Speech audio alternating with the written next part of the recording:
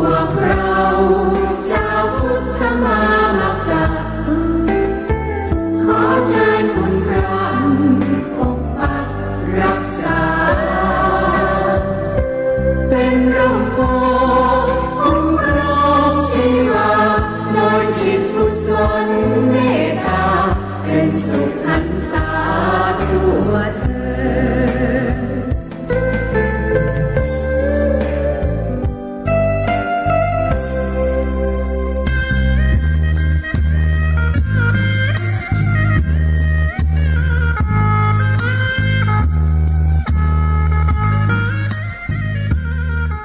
ต่อจากนี้ไป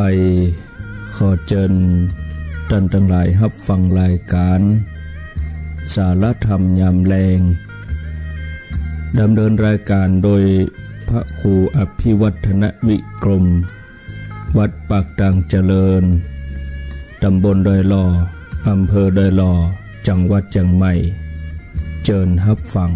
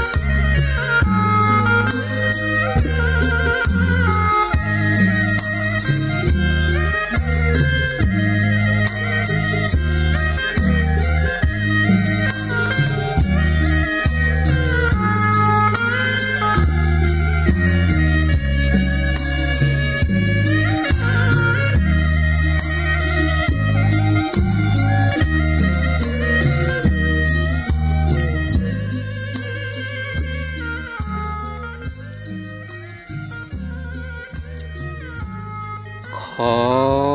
นอบน้อมเอาคุณพระแก้วเจ้าทั้งสามประการ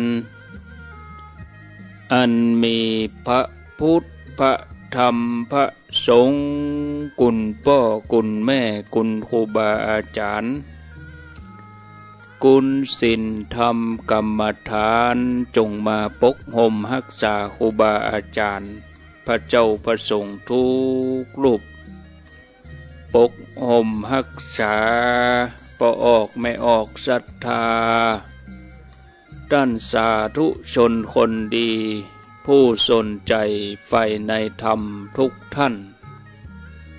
มาแล้วเน้อ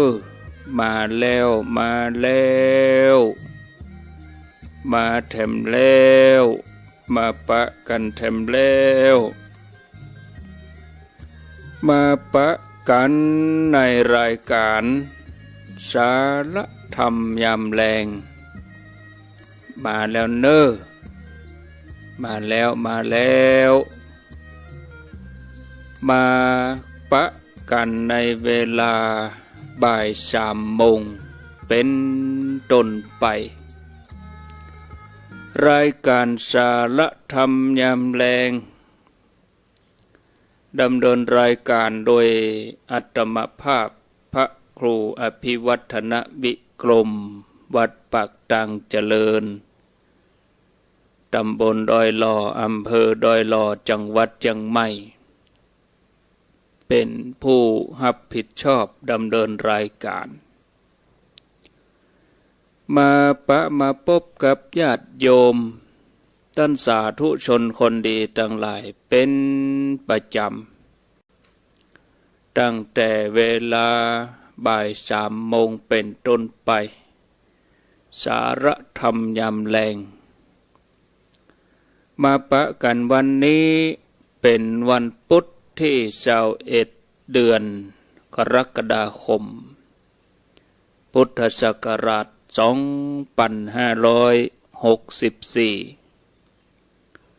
วันนี้เป็นวันเดือน10เหนือขึ้น12ค่ำขึ้น12ค่ำพร่ำว่าเป็นวันพุธตัวเลขก็สลับกันนั้นวันนี้วันที่21ออก12ค่ำแล้วก็เป็นเดือน10เหนือเดือน10หลังนี่เนาะถ้าว่าปีนี้บ่มีเดือน12เดือนนี่ก็เข้าพรรษามาจะได้เกินเดือนแล้วกันเนาะญาติโยมท่านทั้งหลายจะได้เดือนละอีกเนาะรายการสารธรรมยามแลงตามปกติแล้วทุกวันพุธนี่จะมาพบกับอาตมาภาพพร้อมกับท่านพระครูสุเมธธรรมเสวี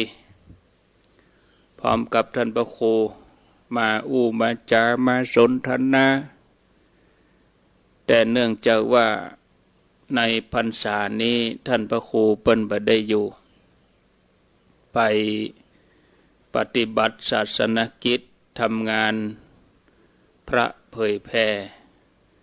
ต่างประเทศปุ่นเปิ้นไปปฏิบัติธรรมนำศรัทธาญาติโยม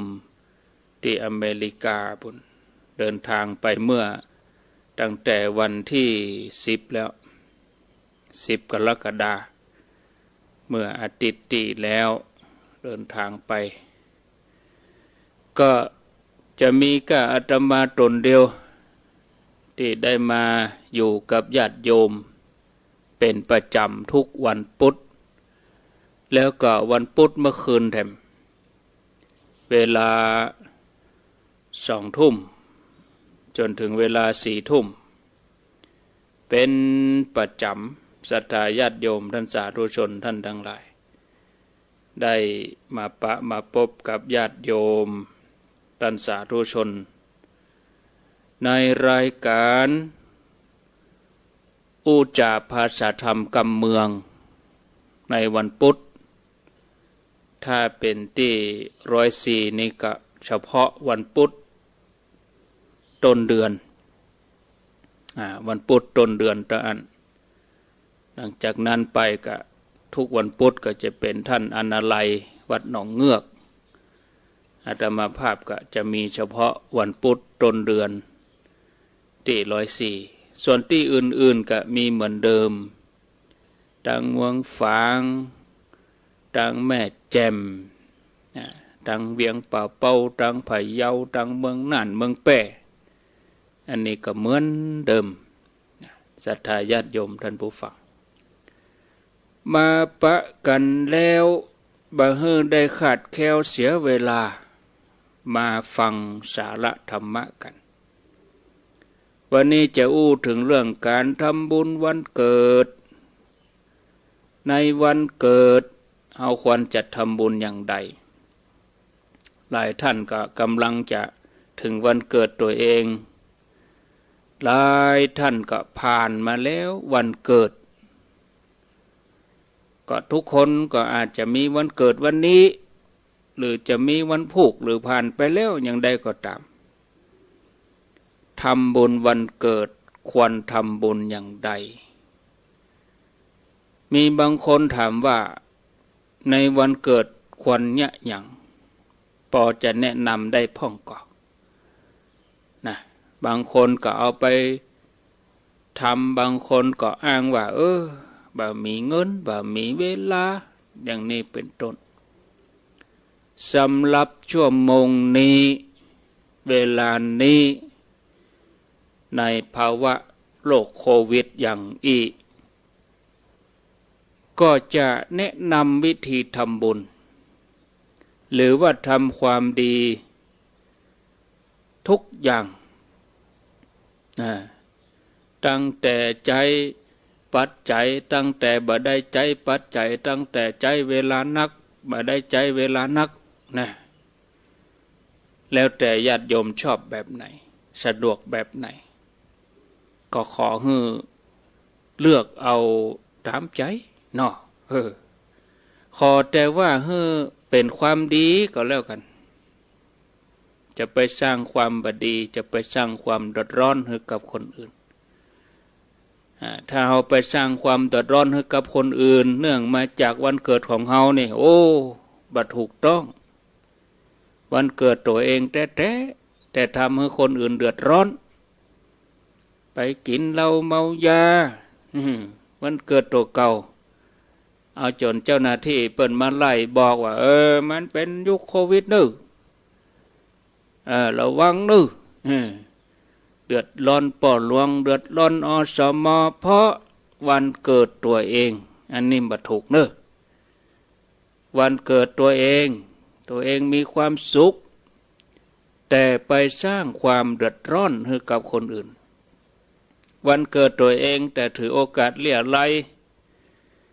ถ้าเป็นหัวหน้างานก็หักเงินเดือนผู้น้อยมาเลี้ยงฉลองคนอื่นต้องมอบของขวัญถ้าเปิ้นบ่มอบนี่น้อยใจก่อนหน้านั้นเมื่อสมัยเบิ่นแล้วเมื่อบ่มีสื่อบ่มีโทรศัพท์ถ่ายรูปได้ถ่ายวิดีโอได้นี่นะแต่ก่อนนี่โอ้เละเทะวันเกิดหัวหน้างานลูกน้องต้องเอาใส่กล่องไปหื้อละกล่องอะไรอย่างก็หูก่อนเนาะจางจนคัน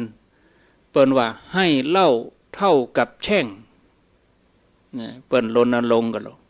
ให้เหล้าเท่ากับแช่งแต่ว่าคนเรามันหูมจัดเลี้ยงฉลองกันโอ้ใหญ่โตฆ่าสัตว์ตัดชีวิตดื่มสุราเอาไปเอามาแทนที่จะเป็นวันมงคลก็กลายเป็นวันอัปมงคลเพราะอย่างเพราะว่ามันเต็มไปด้วยกรรมสาปแช่งนะคนจีนสมัยเก่านี่นะศรัทธาญาติโยมเปิ้นจะถือนักถือหนา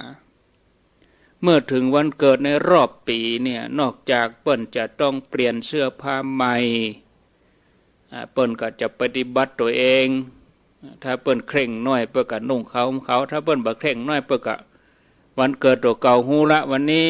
ตื่นเจ้ามาอาบน้ำชำระร่างกายทำจิตใจให้สะอาดเปลี่ยนผ้าใหม่แล้วก็รักษากายวาจาใจบ่ให้ทำความชั่วบ่อู้ชั่วบ่กึศชั่วนี่คนจีนเปิ้นเคร่งครัดอย่างนี้ก็เลยเนี่ยให้คนจีนนี่เปิ้นได้เป็นเฒ่าแก่เปิ้นได้เป็นเฒ่าแก่เนี่ยเปิ้นได้เป็นเจ๊เปิ้นได้เป็นเฮียเพราะว่าเปิ้นทำความดีในวันเกิดตัวเองเปิ้นบ่เอาของบดีมาใส่ตัว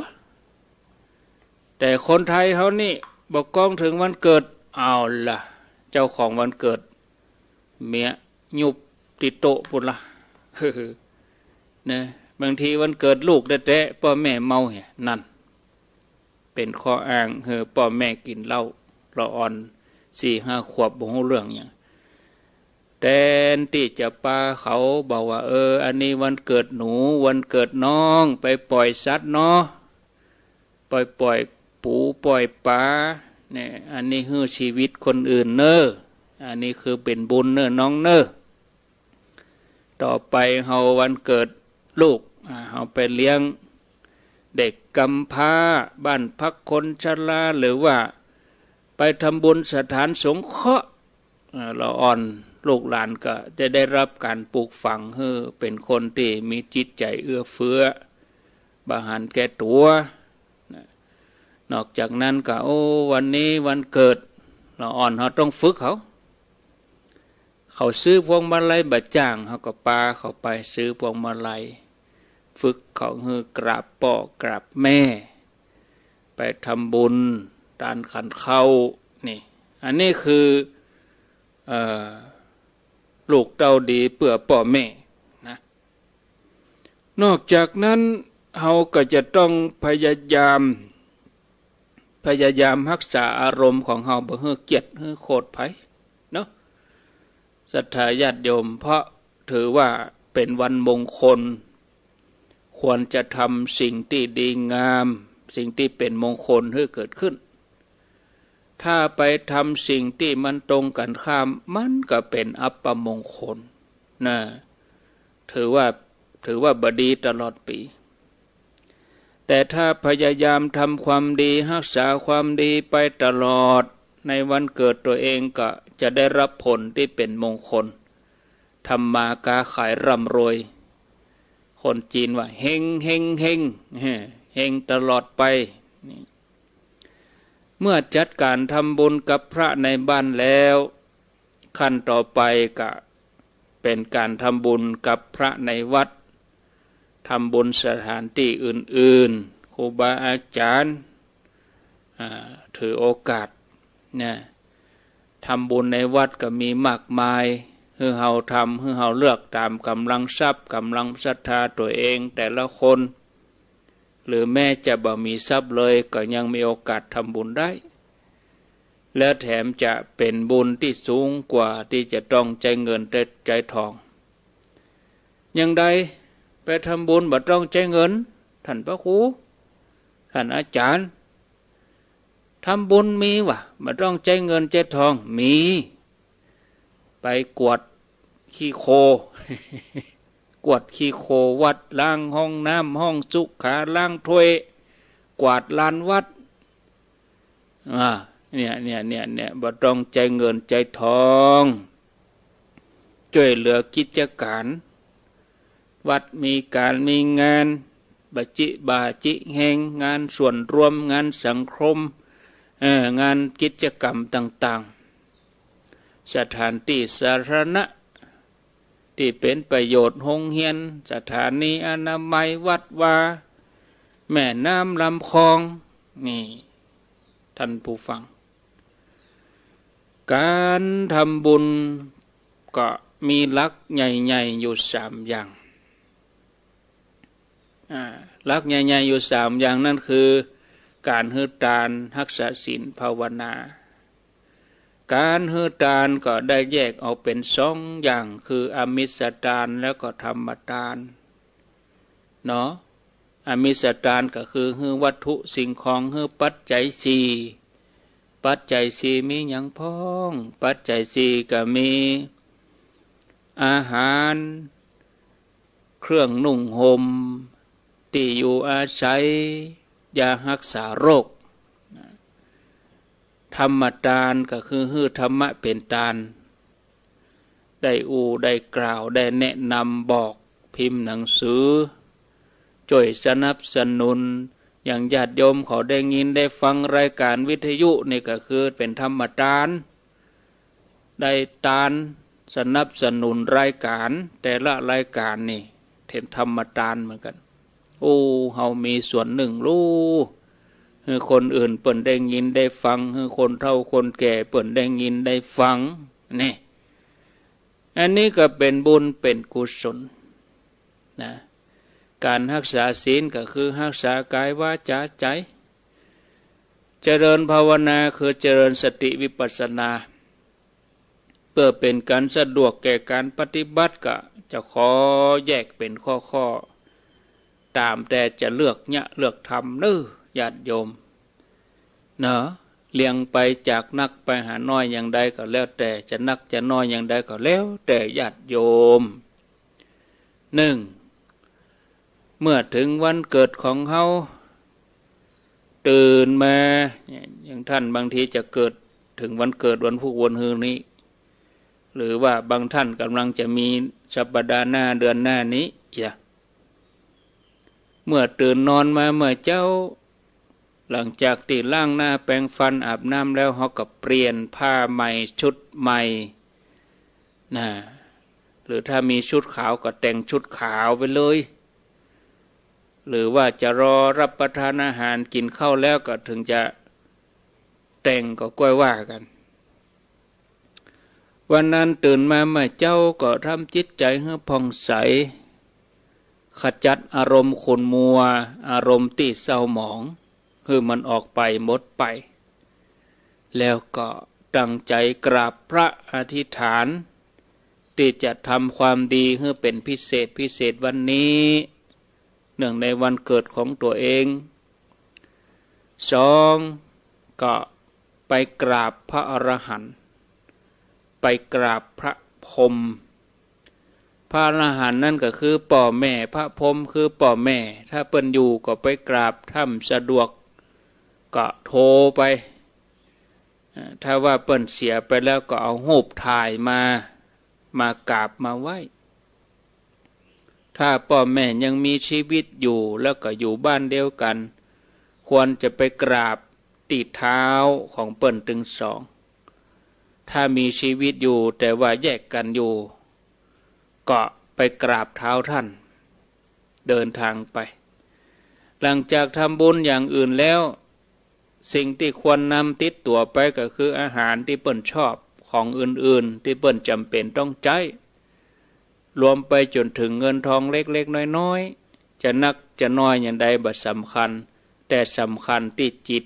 กตัญญูกตเวทีการฮื้อก็ฮื้อโดยความเคารพฮื้อพ่อฮื้อแม่เสมือนกับการได้ถวายฮื้อพระสงฆ์กราบแล้วก็มอบเหมือนเดียวกันแต่พระสงฆ์ในเปิ้นฮ้องว่าเกณฑ์แต่ถ้าฮื้อพ่อฮื้อแม่ฮื้อเฮากราบลงไปนะถ้าว่าพ่อแม่ล่วงลับไปแล้วหลังจากที่เฮาใส่บาตรทำบุญสวดมนต์ไหว้พระเจริญภาวนาเฮาก็เอาวันนั้นเป็นพิเศษเห็นหน่อยทำเมินเห็นหน่อยก็เตือ10 นาทีก็20 นาทีก็เตือ20 นาทีก็อย่าเกินชั่วโมงอีน่ะเสร็จเรียบร้อยแล้วก็หยาดน้ำกรวดน้ำอุทิศบุญกุศลให้ท่านบุพการีพ่อแม่ที่ถึงแก่กรรมไป3ในวันมงคลเฉพาะผู้ที่สามารถที่เปิ้นยุดงานได้นี่ก็ควรจะทำวันนี้ให้เป็นมงคลแท้ๆโดยการฟังธรรมะเหมือนญาติโยมเขานี่กันอ่านหนังสือธรรมะสนทนาธรรมะเจริญสติสมาธิเจริญภาวนาตามแต่จริตตามแต่นิสัยแล้วก็โอกาสถ้าต้องไปทำงานก็ควรจะหลีกอารมณ์โขดบางทีอาจจะไปปะในสิ่งที่บ่ชอบใจเฮาก็นึกว่าวันนี้เป็นวันพิเศษวันนี้เป็นวันมงคลของเฮาจะต้องทำสิ่งที่ถูกต้องดีงามเฮาจะบ่โขดไผเนาะบางอารมณ์โลภโกรธหลงนั้นมาครอบงำใจเฮาจะต้องระมัดระวังเวลาที่จะทำเวลาที่จะเวลาที่จะกึดอะไรอย่างก็ขอให้เป็นสิ่งที่ดีแล้วก็มีประโยชน์อยู่เสมอแต่ถ้าเป็นงานที่ทุจริตผิดศีลผิดธรรมก็ควรจะงดเว้นเหตุสักวันหรือว่าลางานหยุดงานไปเลยปีหนึ่งก็มีวันเดียวเท่านั้นอาชีพอย่างพ่องก็พิจารณาเอาอาชีพที่ผิดศีลผิดธรรมนี่ก็หยุดให้วันต่อมาข้อที่4ถ้ากินมังสวิรัติได้ก็ให้กินให้บริโภคสำหรับคนที่สนใจอาหารมังสวิรัติก็ควรที่จะเสาะบริโภคทำนะในช่วงนี้ก็ถือว่าเป็นวันมงคลนะ1 วัน3 วัน7 วันก็แล้วแต่สมัครใจเนาะเป็นการให้อภัยทานแก่สัตว์เนาะอันที่5ก็ถือโอกาสไปปฏิบัติตามห่วงเวลาแต่ยังบ่ได้นี่ก็ไปปฏิบัติที่วัดบ่ได้ก็ปฏิบัติที่บ้านท่านผู้ฟังญาติโยมเพื่อจะอุทิศบุญกุศลให้กับบรรพบุรุษญาติของเฮาที่ล่วงลับไปนอกจากนี้เฮาจะเนี่ยอันยังเฮาก็จะสมทานอันยังเป็นพิเศษเป็นเรื่องของการขัดเกลากิเลสตัณหาบ่เบียดเบียนตัวเองบ่เบียดเบียนผู้อื่นแต่เป็นประโยชน์เป็นความดีงามเนี่ยอันยังพ่องมีหลายอย่างเนาะเนี่ยอย่างพ่องก็คืออันดับแรกอันยังที่บดีในตัวเฮาก็ละ ขี้เกียจขี้จมขี้บ่นขี้ด่าขี้น้อยใจอันยังบดีอันที่เป็นขี้มดน่ะเอาออกคือมดเลยอันยังบดีในตัวเฮานี่อันที่สองอันยังที่เป็นความดีก็ให้ทำให้ยิ่งขึ้นปรับปรุงเปลี่ยนแปลงตัวเองเหมือนคนเกิดใหม่เนาะพิมพ์หนังสือธรรมะแจกหนังสือธรรมะเฮาสามารถที่จะไปพิมพ์ไปแจกเฮาเขียนหนังสือกับบ่จ้างเฮาก็อย่างญาติโยมเขานี่ได้ฟังรายการธรรมะตลอดเฮาก็สนับสนุนอุปถัมภ์รายการแต่ละรายการครูบาอาจารย์อุปถัมภ์แต่ละสถานีอันนี้ก็เป็นส่วนหนึ่งเอาอาหารไปเลี้ยงคนพิการคนเจ็บไข้คนด้อยโอกาสบริจาคเสื้อผ้าสิ่งของแก่คนยากคนจนคนอัตคัดขัดสนร่วมบริจาคอันที่เป็นสาธารณกุศลมูลนิธิกู้ภัยมูลนิธิที่เปิ่นจัดการสาธารณะเกี่ยวกับอุบัติเหตุอุบัติภัยบริจาคเลือดเนาะปล่อยนกปล่อยปลาเพื่ออภัยทานโหสิกรรมแก่คนที่ล่วงเกินเฮานี่ศรัทธาญาติโยมท่านสาธุชนทุกคนทุกท่านทำได้ก็เนาะทำได้กะอันนี้ก็ฝากไว้ท่านผู้ฟังญาติโยมทั้งหลายว่าเนี่ยวันเกิดเราจะเนี่ยอะไรอย่างญาติโยมท่านทั้งหลายจิตของคนเฮาถ้าเอาไปตั้งในที่ผิดถ้าเอาไปตั้งในที่ผิดก็จะถูกความโลภความโกรธความหลงเข้ามาครอบงำอย่าฮือกึดผิดอูผิดทำผิดไปก็เป็นเหตุให้นำความทุกข์มาสู่ตนแต่ถ้าจิตของคนเฮาถ้าเอาไปตั้งถูกที่คือเอาวางไว้ถูกที่นะก็จะเป็นแหล่งที่มาของสติปัญญาเนาะใจก็จะถูกกลั่นให้สะอาดผ่องใสทำมือเฮาได้กึดดีอูดีทำดีตลอดจนถึงการประสบกับความเจริญรุ่งเรืองสิ่งที่ดีงามตลอดเหมือนครัวเหมือนของนะถ้าเฮาเอาไปตั้งผิดที่มันก็ขวางหูขวางตาบางทีก็ก่อให้เกิดอุบัติเหตุถ้าเราเอาไปตั้งผิดที่มันก็ดีหยิบก็ง่ายหายก็รู้ดูก็งามตาแต่ว่าตั้งผิดที่บางทีก็เอาซ่อนตัวเก่าเอาไว้นี่นะมันไม่ไหนเหี้ย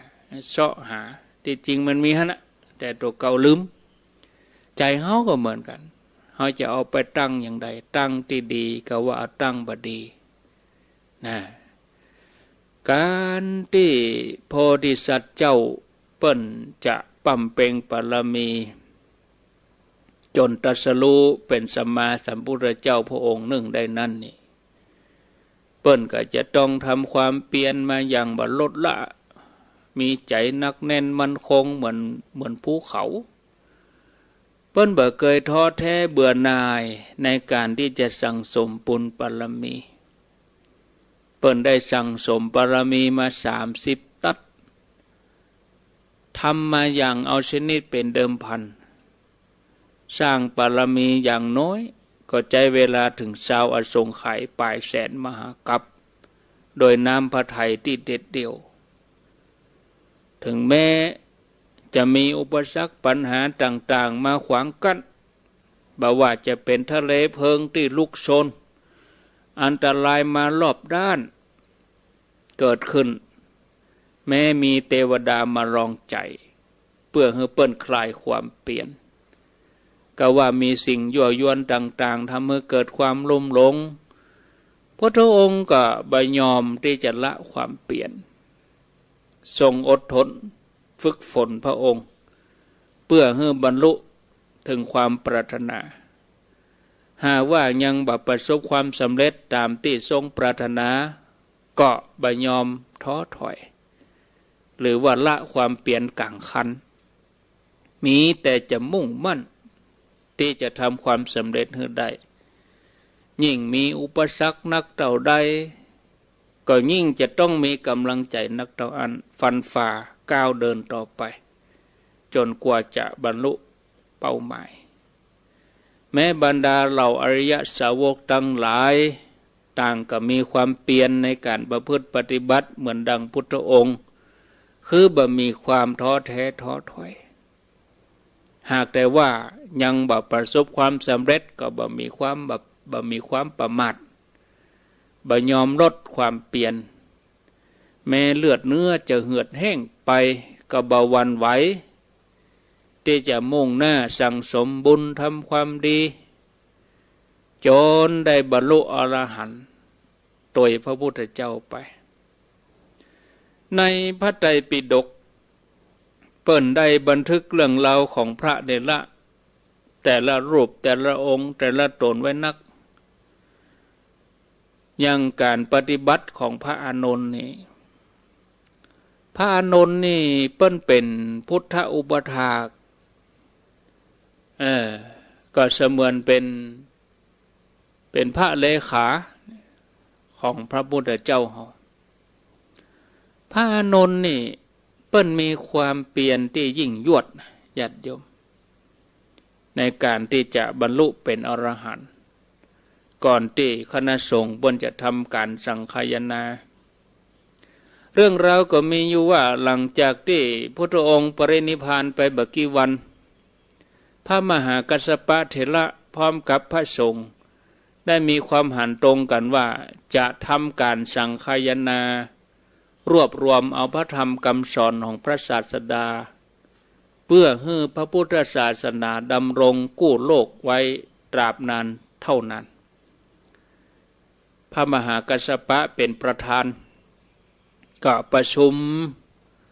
พระอรหันต์ผู้รู้แล้วจะขาดพระอานนท์บ่ได้โดยเด็ดขาดบ่ได้เพราะว่าพระอานนท์นี่เปิ้นเป็นพุทธอุปถากอยู่ใกล้พระพุทธเจ้านักกว่าไผบัดเจ้าแต่นั้นพระอานนท์เปิ้นก็เป็นพระหูสูตรเป็นพระหูสูตรได้ยินได้ฟังมานักแล้วก็จำพระธรรมคำสอนของพระพุทธเจ้าไว้นักโดยถึงแม้มีครั้งใดคราวใดที่พระอานนท์บ่ได้ไปกับพระพุทธเจ้าเมื่อพุทธองค์สอนธรรมะอย่างไปเมื่อปิกมาพระองค์ก็จะได้ตรัสกับพระอานนท์แถมครั้งหนึ่งอันนี้เป็นความรอบคอบของพระอานนท์ซึ่งก่อนที่จะมารับหน้าที่เป็นพุทธอุปถากนี่พระอานนท์ก็ขอปอนกับพระพุทธเจ้าว่าเมื่อพระสัมมาสัมพุทธเจ้าแสดงธรรมให้ไผ่แล้วก็ขอพุทธองค์แสดงธรรมนั้นให้แก่ข้าพระองค์ซ้ำแถมครั้งหนึ่งเพื่อบ่ให้ไผ่มาตำหนิภายหลังว่าโอ้อยู่ใกล้พระพุทธเจ้าแต่พระพุทธเจ้าอูหยังว่าหยังบ่ฮู้เตื้อก็เป็นการป้องกันอย่างนี้แต่ในขณะนั้นขณะที่เปิ้นต้องการผู้มาร่วมสังฆายนาเป็นอรหันต์หมดพระอานนท์เปิ้นก็ยังเป็นโสดาบันอยู่ยังบ่ได้บรรลุอรหันต์ท่านก็ฮู้ว่าคณะสงฆ์กำลังรอท่านอยู่ท่านก็เลยเห่งทำความเปลี่ยนอย่างบ่ย่อท้อแต่ก็บ่เป็นผลเพราะท่านมีความตั้งใจนักล้ำไปขาดความพอดีเมื่อจิตบ่เป็นกลางตึงเกินไปใจบ่ได้สุขส่วนเท่าใดก็บ่สามารถที่จะบรรลุอรหันต์ได้จนถึงก่อนวันที่จะมีการประชุมสังฆายนาเพื่อนสหธรรมิกก็บอกให้พระอานนท์ว่าการประชุมจะเกิดขึ้นวันพุธนี้แล้วพระอานนท์ก็ย่อมเป็นอรหันต์เตื้อฉะนั้นการประชุมก็ขาดพระอานนท์บ่ได้ท่านก็บอกควรที่จะไปร่วมประชุมละ ขอให้ท่านตั้งใจมีความเพียรตั้งอยู่ในความประมาทเตอะที่พระมาเตือนว่าท่านยังเป็นเสขะก็คือยังบ่ได้บรรลุอรหันต์ยังมีกิเลสอาสวะอยู่ยังต้องศึกษาอยู่การศึกษาในที่นี้คือการทำใจหยุดนิ่งเมื่อใจสงบนิ่งแล้วก็จะมีดวงตาหันธรรมจะได้เป็นอรหันต์พระอานนท์ได้ฟังอย่างนั้นก็คิดว่าโอ้จะปรารภความเปลี่ยนตลอดราตรีอย่างเอาชีวิตเป็นเดิมพันจนกระทั่งใกล้แจ้งพระอานนท์เองก็ย่ำได้บรรลุอรหันต์เตื้อก็เลยนึกถึงคำสั่งสอนของพระพุทธเจ้าที่พระองค์ทรงตรัสว่าดูก่อนอานนท์อานนท์เธอเป็นผู้ทำบุญไว้ดีแล้วจงหมั่นประกอบความเพียรเถิดจักเป็นผู้หาอาสวะบ่ได้โดยเฉียบพลันซึ่งกรรมตรัสของพระผู้มีพระภาคเจ้านี่เป็นจริงเสมอเหตุที่ท่านยังบ่ได้บรรลุเพราะว่าท่านทำความเพียรนักเกินไปตั้งใจเกินไปถ้าเมื่อใจฟุ้งซ่านท่านก็เลยเปลี่ยนวิธีการใหม่เดินลงจากที่จงกรมกลับเข้าไปในวิหารเพื่อจะเอนกายพักผ่อนเพื่อว่าเกิดว่าจะผ่อนคลายสักบึดใจในขณะที่พระอานนท์ก้อยๆเอนกายลงบนเตียงเท้าถึงสองก็ยังบัดดันป้นจากปื้นกำลังเอนอีเนาะหัวก็ยังบัดถึงหมอนจิตของท่านก็ผ่อนคลายจิตท่านผ่อนคลายศรัทธาญาติโยมท่านทั้งหลายผ่อนคลายจากความตั้งใจเกินไปใจท่านเป็นกลางจนได้บรรลุอรหันต์โดยอิริยาบถเกิงนั่งเกิงนอนเนี่ยท่านเลยได้ชื่อว่าเป็นผู้บรรลุอรหันต์ในอิริยาบถเกิงนั่งเกิงนอนเว้นจากอิริยาบถทั้งสี่อิริยาบถทั้งสี่มียืนเดินนั่งนอนแต่พระอานนท์นี่บ่ได้เข้าในอิริยาบถสี่นี้แล้วในวันเจ้าวันนั้นก็เปิ้นก็แสดงความเป็นพระอรหันต์นะโดยการดำเนินจิตเป็นพระอรหันต์ทีนี้ก็ในที่การปฏิบัติการสังฆายนานั้นญาติโยมท่านทั้งหลายการสังฆายนาตอนนั้นเปิ้นก็ปูผ้าปูนั่งไว้รอนะเว้นผ้าปูนั่งไว้ที่หั่นเลยนะแล้วพระอานนท์ก็ได้ไปร่วมการทำสังฆายนาโดยการแสดงปาฏิหาริย์ให้สงฆ์ทั้งหลายได้รู้ว่าท่านเป็นอรหันต์แล้วโดยการหายตัวแล้วก็ไปปรากฏที่บนอาสนะที่ปู่รอท่าแล้วก็ได้ร่วมการทำสังฆายนาจนเรียบร้อยสมบูรณ์จนมีพระไตรปิฎกสืบทอดมาจนถึงหมู่เฮาในปัจจุบันนี้นี่ท่านผู้ฟังเฮาจะหันว่าบัณฑิตในการก่อนนี่เวลาเปิ้นปฏิบัตินี่เปิ้นก็จะปฏิบัติอย่างบ่ยอมกันเนาะมีแต่ความเชื่อมั่นว่าจะต้องทำให้สำเร็จหมู่เฮาก็เหมือนเดียวกันญาติโยมจะต้องบ่ย่อท้อบ่คลายความเพียรในการปฏิบัติแม้ว่าวันนี้ตัวเฮาเองยังปฏิบัติบ่ได้ผลก็ให้เฮาเชื่อมั่นว่าคนเฮานี่ นะถ้าลองจัดเนี่ยอย่างแล้วก็จะต้องทำให้สำเร็จแล้วก็ปรารภความเพียรไปให้ทำสม่ำเสมอเนาะในอิริยาบถที่เราจัดวางไว้ยืนเดินนั่งนอนฉะนั้นก็ให้ตั้งใจประพฤติปฏิบัติในพรรษานี้ทำกันอย่างให้เต็มที่ทำหน้าที่เจ้าพุทธนะศรัทธาญาติโยมเหมือนอย่างอาตมาจวนญาติโยมเขานะกะเจ้ามาเฮอทำไหว้พระสวดมนต์ขำมาเฮอปฏิบัติไหว้พระสวดมนต์เนาะเมื่อวี่เมื่อวันก็เปิดวิทยุฟังธรรมเนี่ยท่านผู้ฟังญาติโยมการแสวงหาเสาะหามันอยู่ที่ความสนใจถ้าเฮาบ่สนใจถ้าเฮาบ่แสวงหามันกำปะอาตมาครูบาอาจารย์เขาอู้กันในวิทยุชั่วโมง2 ชั่วโมงแต่ถ้าคนที่บ่สนใจคนที่แสวงหามันกำปะบ่มีโอกาสบ่ได้ปะแต่ถ้าเฮาสนใจแล้วเฮาแสวงหามันถึงจะปะการแสวงหานี่มี2 อย่างแสวงหาสิ่งที่บ่ประเสริฐกับแสวงหาสิ่งที่ประเสริฐแสวงหาสิ่งที่บ่ประเสริฐก็คืออย่างที่มันเกิดเหตุกันเนี่ยไปคบเปื้อนบดีดื่มสุราเกี่ยวข้องกับยาเสพติดคบคนชั่วเป็นมิตรเที่ยวเตะเป็นคนขี้ข้านกับการงานชอบลักเล็กขโมยน้อยอันนี้ไปแสวงหาสิ่งที่มันประเสริฐหรอนะ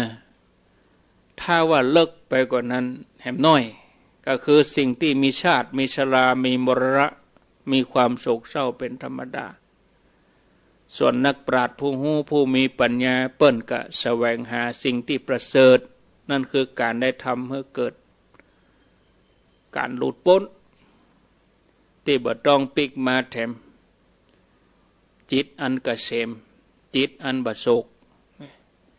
องค์พระสัมมาสัมพุทธเจ้าของเราพระองค์เป็นผู้หู้ผู้ตื่นผู้เบิกบานหมดจดจากกิเลสอาสวะทั้งหลายเข้าถึงฝั่งพระนิพพาน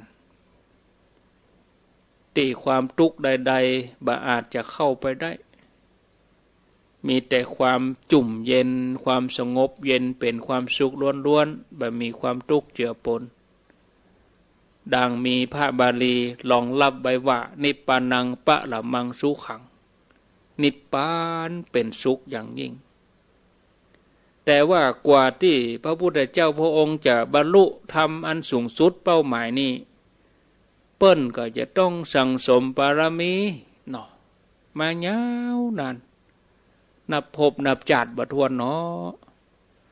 ซึ่งหมู่เฮาทั้งหลายในฐานะที่เป็นเจ้าพุทธเฮาก็จะต้อง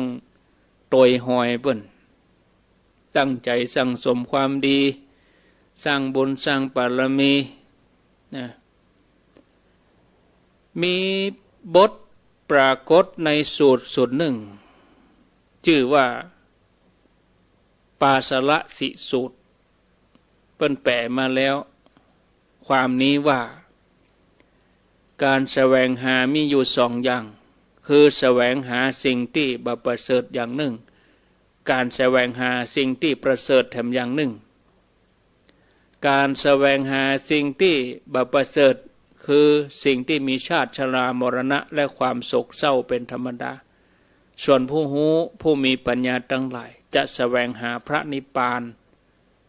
ที่บ่มีการเกิดหาธรรมอื่นยิ่งกว่าบ่ได้อันเป็นแดนเกษมที่หาความโศกบ่ได้พ่อแม่ศรัทธาญาติโยมท่านผู้ฟังทั้งหลายเฮาเกิดมาพบหนึ่งจัดหนึ่งเกิดมาเพื่อชำระกายวาจาใจให้สะอาดบริสุทธิ์บ่ได้เกิดมาเพื่อจะลงขี้เปอะเปลือกตมเฮาเกิดมาเพื่อจะล้างจะช่วยตัวเก่าบ่ได้เกิดมาที่จะเกลือกลัวกับเปลือกตมตัวเองสะอาดหลุดพ้นจากการเป็นทาสของพยามาร สร้างความดีสั่งสมบารมีเนี่ยศรัทธาญาติโยมเพื่อเข้าสู่พระนิพพานอันเป็นโลกุตรธรรมเป็นสภาวธรรมที่มีแต่ความบริสุทธิ์ล้วนๆอยู่นอกเหนือไตรลักษณ์บ่มีการเปลี่ยนแปลงแถมต่อไปนั่นคือนิพพานังปรมังสุขังนิพพานเป็นสุขอย่างยิ่งเฮาทั้งหลายเกิดมาสร้างบารมีก็เพื่อจะเสาะหาที่เปิ่งที่ระลึกท่านผู้ฟังญาติโยมบัณฑิตนักปราชญ์ทั้งหลายเปิ้นก็เลยหันคุณค่าของชีวิตเปิ้นหันทุกข์หันโทษของการเกิดบ่อยๆเปิ้นหาทางที่จะหลุดพ้นจากความมืดคืออวิชชาเพื่อไปสู่ฝั่งพระนิพพานหื้อหลุดไปจากกิเลสอาสวะสมัยหนึ่งโพธิสัตว์เจ้าเฮาถือกำเนิดเป็นลูกของปุโรหิตเมืองโกสัมพีชื่อว่าจิตตกุมารส่วนพระโอรสของพระราชามีนามว่าสัมภูตกุมารกุมารทั้งสองนี้เป็นสหายกันเป็นเพื่อนฮักกันต่างก็ระลึกชาติได้ว่าเคยเป็นพี่น้องกันมาก่อนจิตตบัณฑิตสามารถระลึกชาติได้หลายชาติกว่าก็เลยหันทุกข์หันโทษของการเกิดบ่อยๆว่าเป็นทุกข์ดังนั้นพ่อแม่ของท่านก็เลยเก็บสะสมทรัพย์สินเงินทองไว้นักท่านก็บ่ยินดีในทรัพย์สมบัติเหล่านั้นใจของท่านมุ่งมั่นจะออกบวช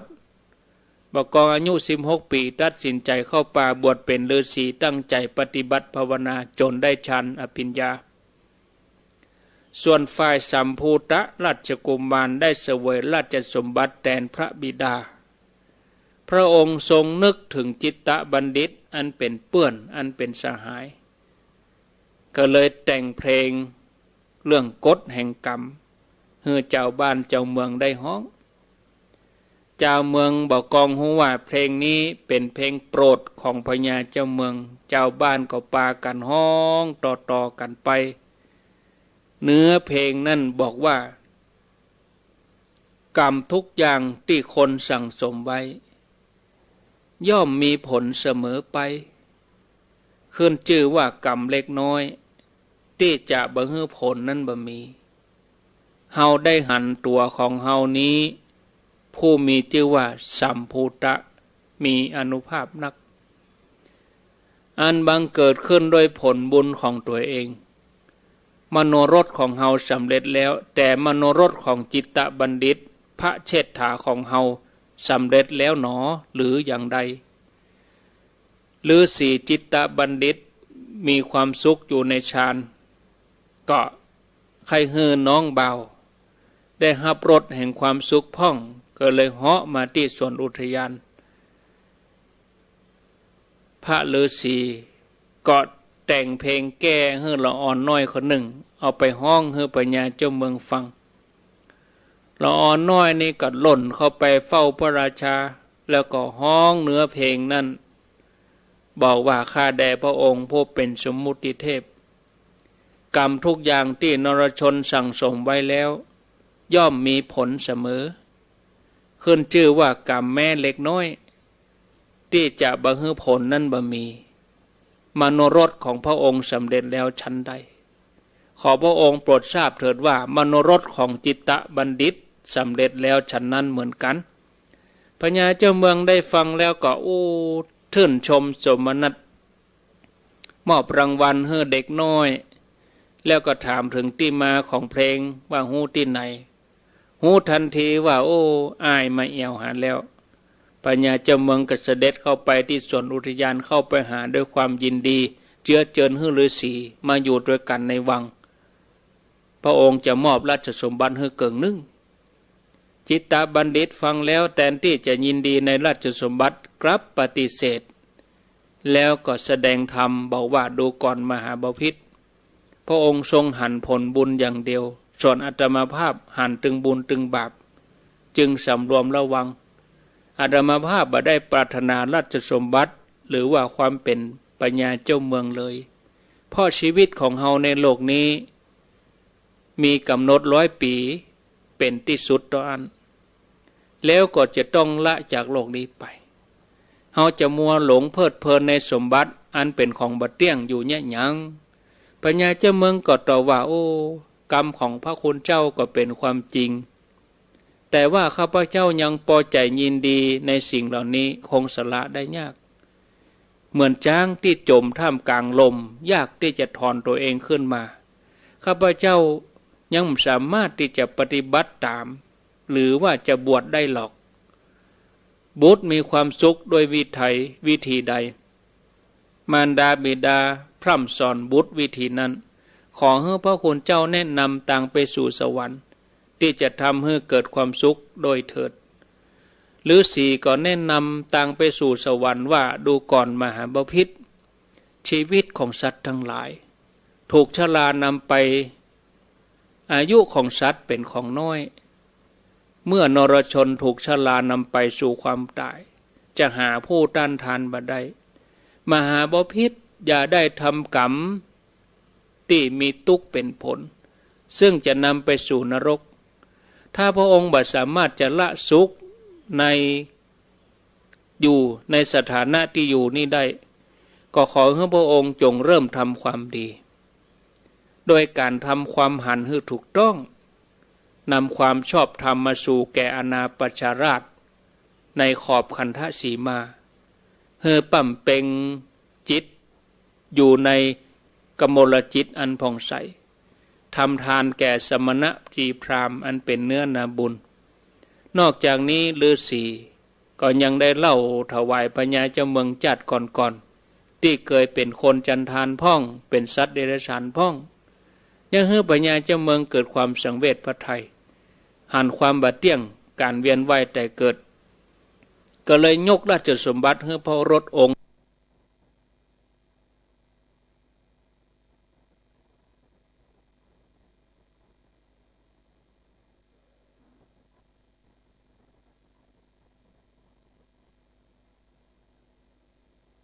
ใหญ่เสร็จแล้วพญาเจ้าเมืองก็ที่เคยเป็นคนจันทานพ่องเป็นสัตว์เดรัจฉานพ่องยังให้พญาเจ้าเมืองเกิดความสังเวชพระทัยหันความบาดเตี้ยงการเวียนว่ายแต่เกิดก็เลยยกราชสมบัติให้พระรถองค์ใหญ่เสร็จแล้วพญาเจ้าเมืองก็ตั้งไว้เพราะรู้ว่าการแสวงหาพระนิพพานเป็นยอดของการเสาะหาแสวงหามีค่ามากกว่าทรัพย์ใดๆภายนอกเฮากู้คนกันอย่างเดียวกันเฮาเกิดมาเพื่อแสวงหาสิ่งเดียวที่มาประชุมกันอยู่ในตัวเฮานี่คือการทำใจให้สะอาดให้ใจนั่นบริสุทธิ์พอสุดท้ายก็จะเหลือจิตดวงเดียวเท่านั้นที่อยู่กับเฮาฉะนั้นเฮาก็ควรจะใจวันเวลาที่มีเหลืออยู่ให้มีคุณค่าเสาะแสวงหาทางหลุดพ้นช่วยกันในการประพฤติปฏิบัติทำให้โลกนี้สว่างด้วยแสงธรรมสว่างตาด้วยแสงไฟสว่างใจด้วยแสงธรรมเดี๋ยวพอเวลาแล้วก็เหมาะกับการได้ลาช่วงแรกนี้ขอบคุณ 89.50 บ้านทุ่งเรดิโออนุโมทนากับทุกท่านที่ฟังกันผ่านไป1 ชั่วโมงกำเดียวไปต่อกันในชั่วโมงที่2ก็จะต้องลาที่ 89.50 บ้านทุ่งเรดิโอนี่ก่อนเนอะฟังรายนี้ไปไหนเตอะเนอะกำเดียวปะกันทำไมสำหรับชั่วโมงนี้ขออนุญาตได้พักเดี๋ยวอีกก่อนอนุโมทนาเจริญพร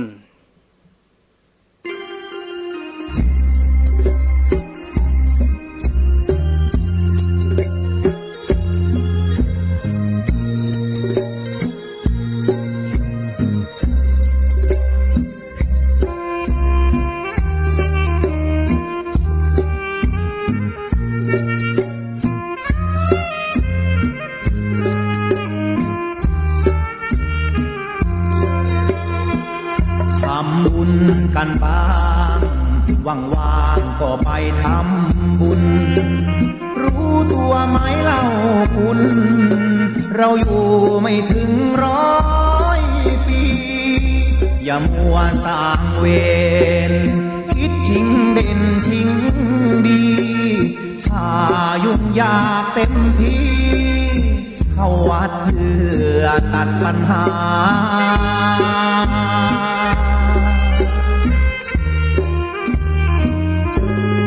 ใครดีดีตอบใครเขาชอบเขาชัง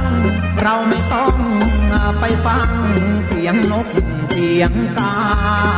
ทำบุญบ่อยๆเขาก็คอยนินทาว่าทำบุญเอาหน้าใครจะว่าชังใครจริงอย่างเขาว่ามันก็น่าพ้องเราทำบุญทุกคราวก็ต้องเอาหน้าไปทำบุญเอาหน้าจะเอามาทำไมหน้าเขามีใช้หน้าใหม่ผมไม่เอา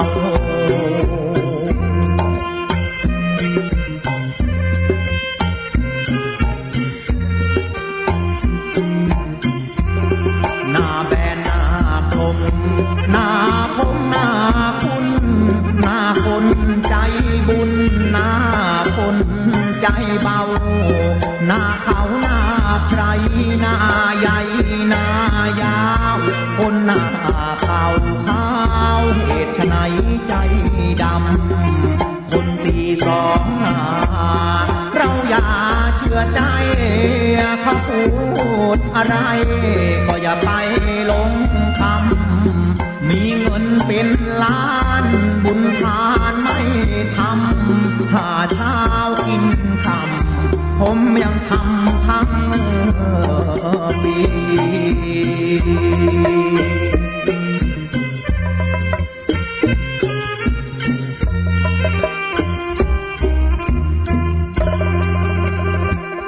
ทำบุญกันบ้างว่างๆก็ไปทำบุญรู้ตัวไหมเล่าคุณเราอยู่ไม่ถึง100 ปีอย่ามัวต่างเวรคิดชิงเด่นชิงดีถ้ายุ่งยากเต็มที่เข้าวัดเพื่อตัดปัญหา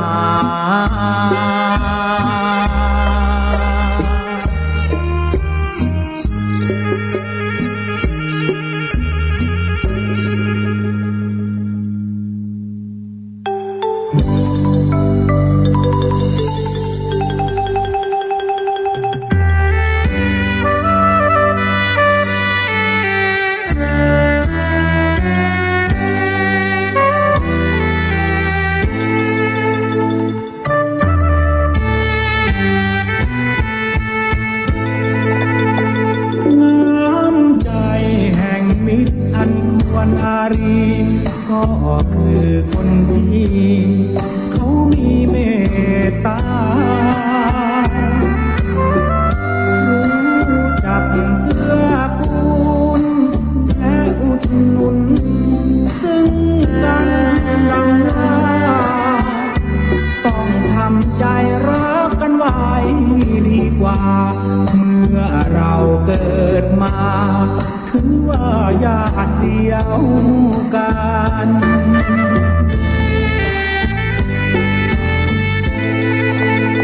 ขอเพียงอย่าหวังดวงใจอาธรรมมุ่งแต่ก่อกรรมโน้มนำโศกสันหวังแก่งแย่งดีคอยเสียดสีมิได้มีใจมันหากเขาดีแล้วควรดีเกื้อกันอย่ามัวเดียดฉันมิตรสัมพันธ์จะคลาย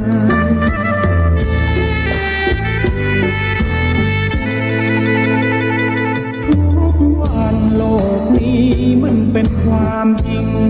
ต้องต่างพึ่งพิงแล้วจึงสมหมายชา อยู่ลำพังจะหวังใดได้ดังใจกายอุทาหรณ์นี้สิไม่ควรนายหากมีโชคร้ายแล้วยังได้พึ่งกัน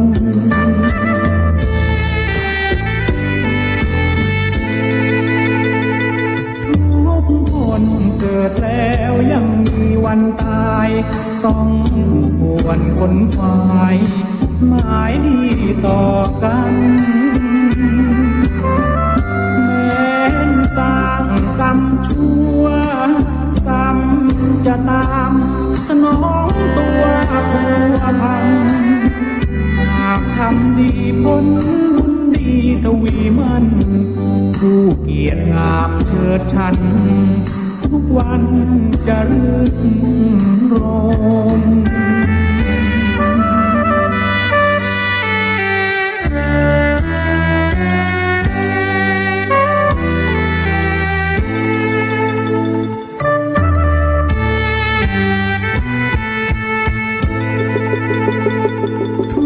ทุกคนเกิดแล้วยังมีวันตายต้องควรขนขวายหมายดีต่อกันแม้นสร้างกรรมชั่วกรรมจะตามสนองตัวผัวพันหากทำดีผลบุญดีทวีมันผู้เกียรติงามเชิดชันทุกวันจะรื่นรม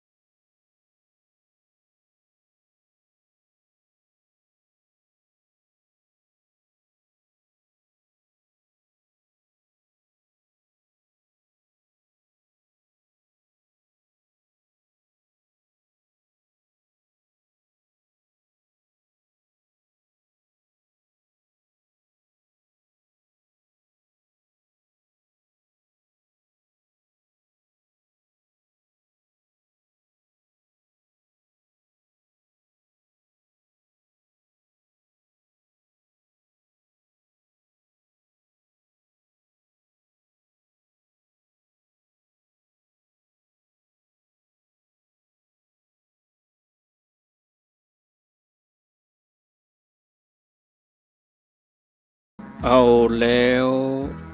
ศรัทธาญาติโยมท่านสาธุชนคนดีทั้งหลายทุกท่านได้ฟังธรรมะผ่านไป1 ชั่วโมงไว้เหมือนกันเนาะ1 ชั่วโมงผ่านไปแต่กี้บ่าย 3ก็เป็นอดีตของวันนี้ตอนนี้4 โมงกำเดียวตัวเวลา4 โมงนี่ก็จะเป็นอดีตของ5 โมงนะแล้ววันนี้ก็จะเป็นอดีตของวันพุธ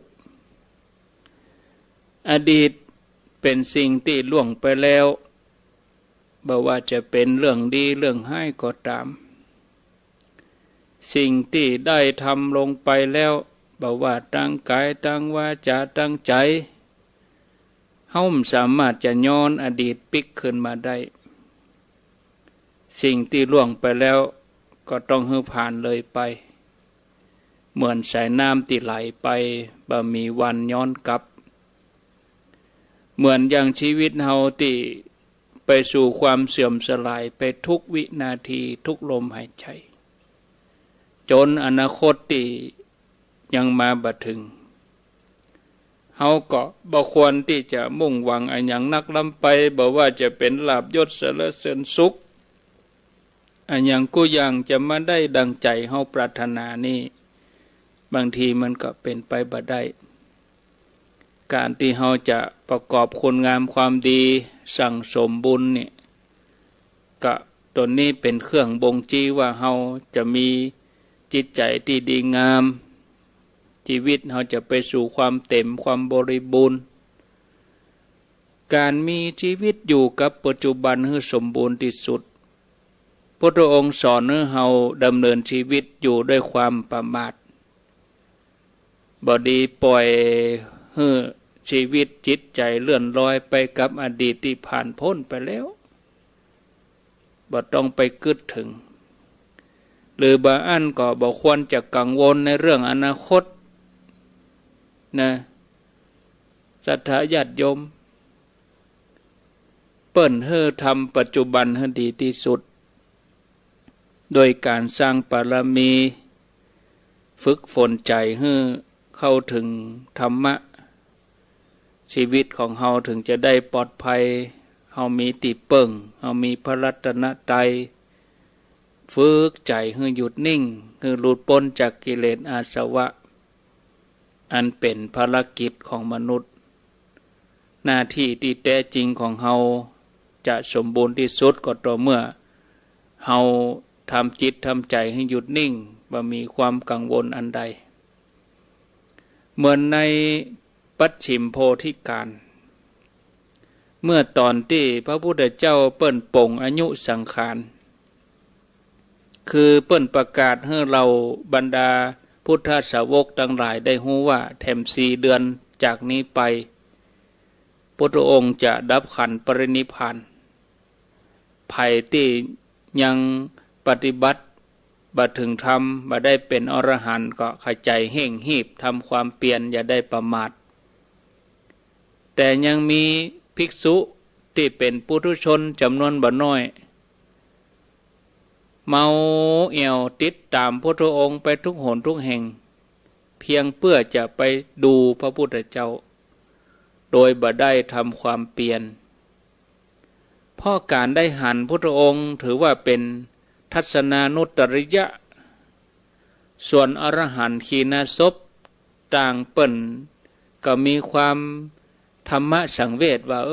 แม้แต่พระองค์ผู้สมบูรณ์โดยลักษณะมหาบุรุษทุกประการสุดท้าย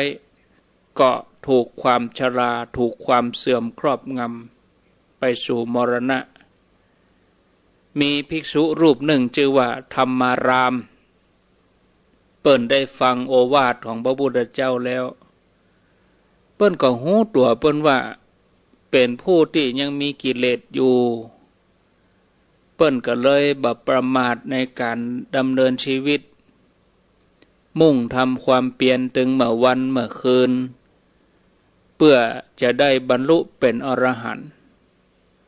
พระพุทธเจ้าเปิ้นก็ได้ชื่นชมอนุโมทนาก่อนที่จะได้ประพฤติปฏิบัติได้ฟังโอวาทพุทธเจ้าแล้วเปิ้นก็เอามาพิจารณาเอาควรจะตั้งใจทำความเพียรให้อย่างนักก่อนที่จะบ่ได้ปะพระพุทธองค์แถมต่อไปท่านก็เลยปลีกวิเวกปฏิบัติธรรมตามลำพังบ่คุกคีกับหมู่คณะแม้จะอยู่ห่างไกลจากผู้ที่ห่างไกลจากพระผู้มีพระภาคเจ้าบ่ได้หันพุทธองค์ด้วยตาเนื้อแต่ใจของท่านเจริญพุทธานุสติมีพุทธเจ้าเป็นอารมณ์อยู่ตลอดเวลาทำอันใดที่พระองค์ได้แนะนำสั่งสอนไว้ท่านก็หมั่นพิจารณาธรรมนั้น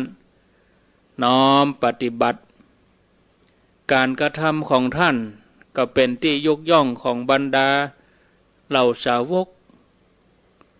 ส่วนผู้ที่บ่ฮู้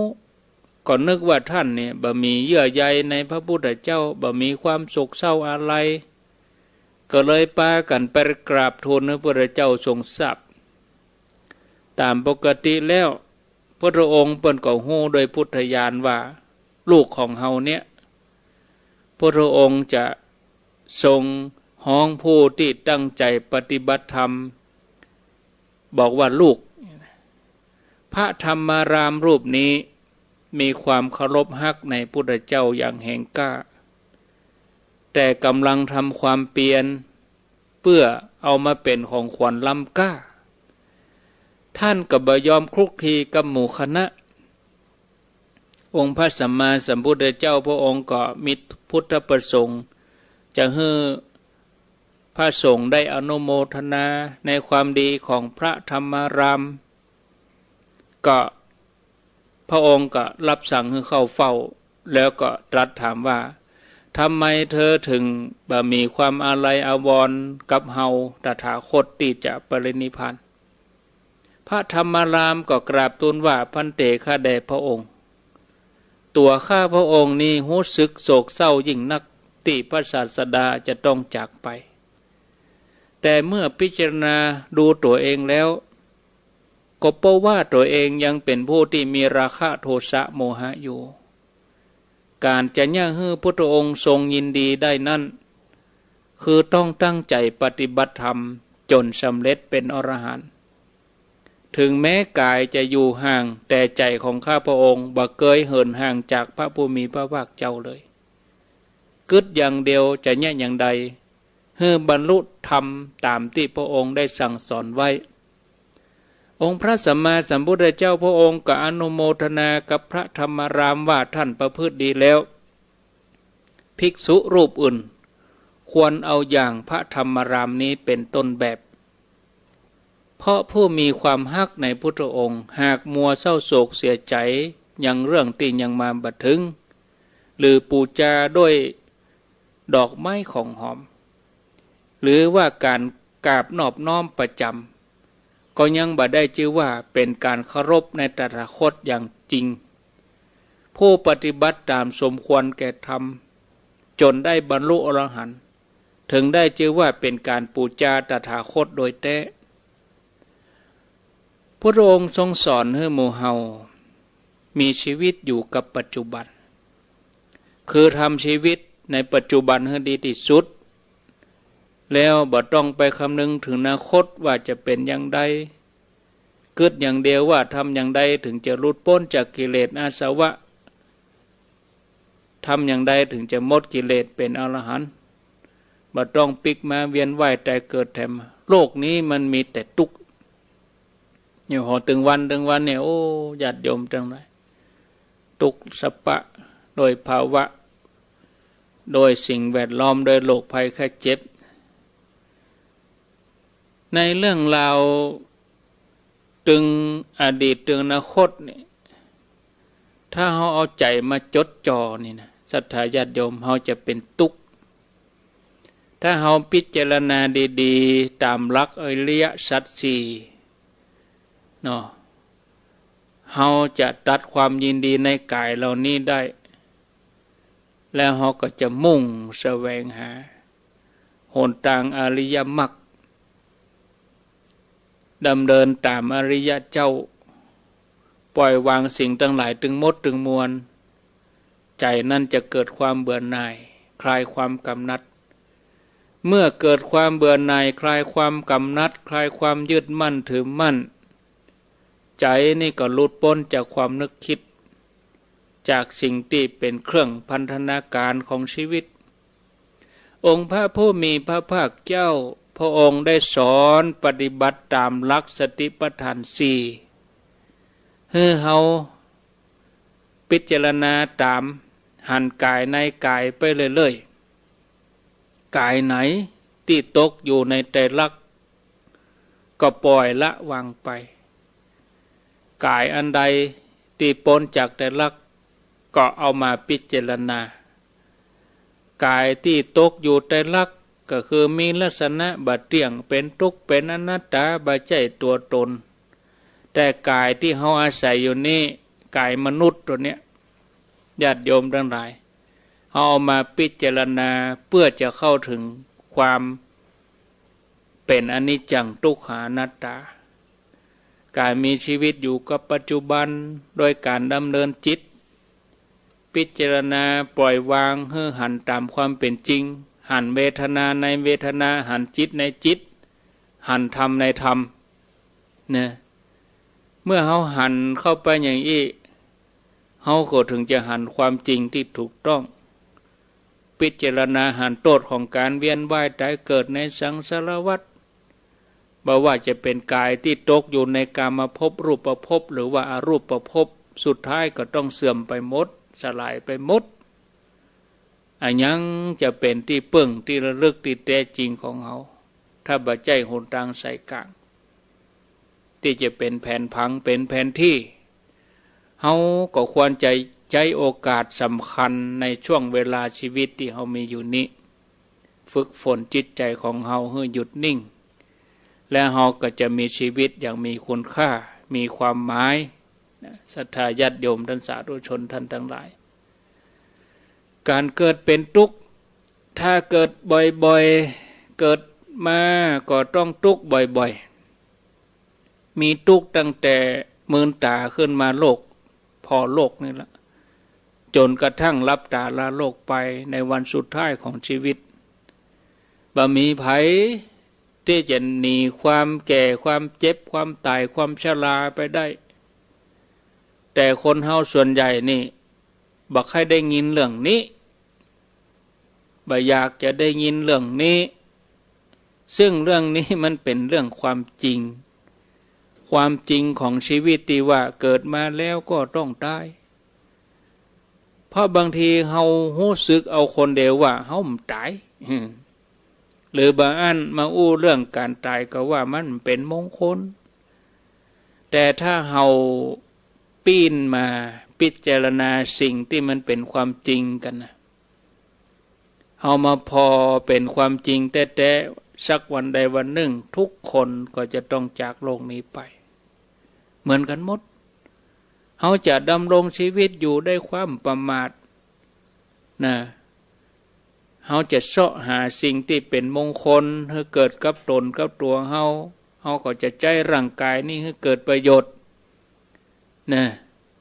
วันคืนล่วงไปยังให้ชีวิตเฮาเหลือน้อยไปถึงวันแต่กี้บ่าย3 โมงบ่ายเดนนี่4 โมงข้างแหม10 นาทีก็จะ4 โมงเกิงเนี่ยนะมันลดไปเสี่ยงไปแล้วเฮาก็บ่ฮู้ว่าวันใดเฮาจะต้องไปปะกับมรณะภัยที่มันอยู่ซื่อหน้าเฮานี้ตอนนั้นเฮาจะต้องเดินทางไกลไปสู่สัมปรายภพกว่าที่เฮาจะได้ไปถึงจุดนั้นเฮาก็จะต้องมีหลักในการดำเนินชีวิตของเฮาเพราะเวลานั้นมันเป็นเวลาเข้าสู่สมรภูมิชิงภพนะระหว่างสุขติกับทุกขติก็ขึ้นอยู่กับเฮานะถ้าใจผ่องใสบ่มีความเศร้าหมองก็มีสุขติเป็นที่หวังได้แต่ถ้าใจเศร้าหมองบ่มีความผ่องใสมันก็ตรงกันข้ามมีแต่ทุกขติอันนี้เป็นเรื่องความจริงของชีวิตแล้วก็สำคัญเพราะชีวิตหลังจากที่เขาจากโลกนี้ไปแล้วอายุยืนยาวกว่าชีวิตในเมืองมนุษย์มันเป็นหมื่นเป็นแสนล้านกับมันไม่ใช่เรื่องเล่นๆเนาะสิ่งที่ไผๆบ่ปรารถนาจะปะสุดท้ายก็ต้องปะสุดท้ายก็ต้องมาถึงเฮาบ่วันใดวันหนึ่งอย่างหลีกเลี่ยงบ่ได้ฉะนั้นเฮาก็จะต้องเกียมตัวเกียมใจเฮาไว้ฝึกไว้นะต้องหันมาพิจารณามันสั่งสมคุณงามความดีทานศีลภาวนาอย่าละทั้งที่ความจริงก็กลัวเหมือนกันนะกลัวแต่หนีบ่พ้นเมื่อหนีบ่พ้นแล้วเนี่ยจะได้ก็ต้องเกียมตัวกลัวก็ต้องเกียมตัวให้มันเจริญมรณานุสติ ป พิจารณาตั้งแต่องค์พระสัมมาสัมพุทธเจ้าพระองค์สมบูรณ์โดยวิชาและจรณะพระองค์เป็นเอกเป็นศาสดาเอกยังดับขันธ์ปรินิพพานพระปัจเจกพุทธเจ้าอัครสาวกอาสิติมหาสาวกอรหันต์อริยสงฆ์แม้แต่พระเจ้าจักรพรรดิพระราชามหาเศรษฐีมาจนถึงวันนี้พกพระเนจรต้องเดินทางออกจากร่างกายอันเน่าเปื่อยนี้ร่างกายอันเป็นรังแห่งโลกฉะนั้นญาติโยมถ้าเฮายังไม่สามารถที่จะเข้าถึงธรรมะอื่นใดได้เนี่ยคือเฮานึกสะดุ้งกลัวต่อมรณะภัยที่มันจะเกิดขึ้นนี่แล้วในระหว่างที่เฮายังมีชีวิตอยู่เฮาก็จะต้องหมั่นสั่งสมความดีทำความดีปั่มเป่งบารมีไปนะแล้วความกลัวเหล่านั้นมันก็จะหมดไปเพราะเฮามีติเปิ่งแล้วเฮามีธรรมะเฮามีความดีเฮามีสิ่งที่เฮาทำไปนะศรัทธาญาติโยมเหมือนเรื่องของผู้มีบุญคนหนึ่งในสมัยพุทธกาลผู้มีบุญท่านนี้ท่านเกิดในตระกูลพราหมณ์นครสาวัตถีเมื่อเจริญวัยใหญ่มาแล้วก็ไปฝากเนื้อฝากตัวเป็นลูกศิษย์เรียนในสำนักของพราหมณ์ชื่อว่าภาวลีผู้เป็นปุโรหิตของพระเจ้าเปรตที่โกศลเมื่อพราหมณ์ภาวลีอายุนักแล้วแก่แล้วประกอบกับได้ผ่านประสบการณ์ทั้งโลกมานักพอบาหันสาระแก่นสารของการใช้ชีวิตแบบเจ้าโลกก็เลยเกิดความเบื่อหน่ายในคฤหัสถ์วิสัยก็ลาพระเจ้าเปรตที่โกศลออกจากตำแหน่งปุโรหิตออกบวชเป็นชลินฤาษีตั้งอาสมอยู่หิมฝั่งแม่น้ำโคทาวลีในพรมแดนแห่งเมืองอัสสกะกับเมืองอาลกะระหว่างชายแดนพราหมณ์ก็ได้เป็นอาจารย์ใหญ่สอนไตรเพศแก่ลูกศิษย์ทั้งหลายตอนนั้นหลานบ่าวของท่านก็เป็นลูกศิษย์ของท่านตัวก็ได้ออกบวชติดตามลุงไปเพราะมีความเคารพฮักในลุงพราหมณ์ภาวลีก็ได้ผูกปัญหาให้กับหลานบ่าวแล้วก็ส่งหลานให้ไปถามปัญหากับพระพุทธเจ้าซึ่งตอนนั้นพระองค์ประทับอยู่ที่แคว้นมคธโดยที่หลานของพราหมณ์ไปถามปัญหา2 ข้อกับพระพุทธเจ้าข้อที่ 1ถามว่าบัดเดี๋ยวนี้เวลาล่วงเลยข้าพระองค์ก็ล่วงเลยมานักแล้วข้าพระองค์ก็แก่บ่มีกำลังผิวพรรณก็เหี่ยวย่น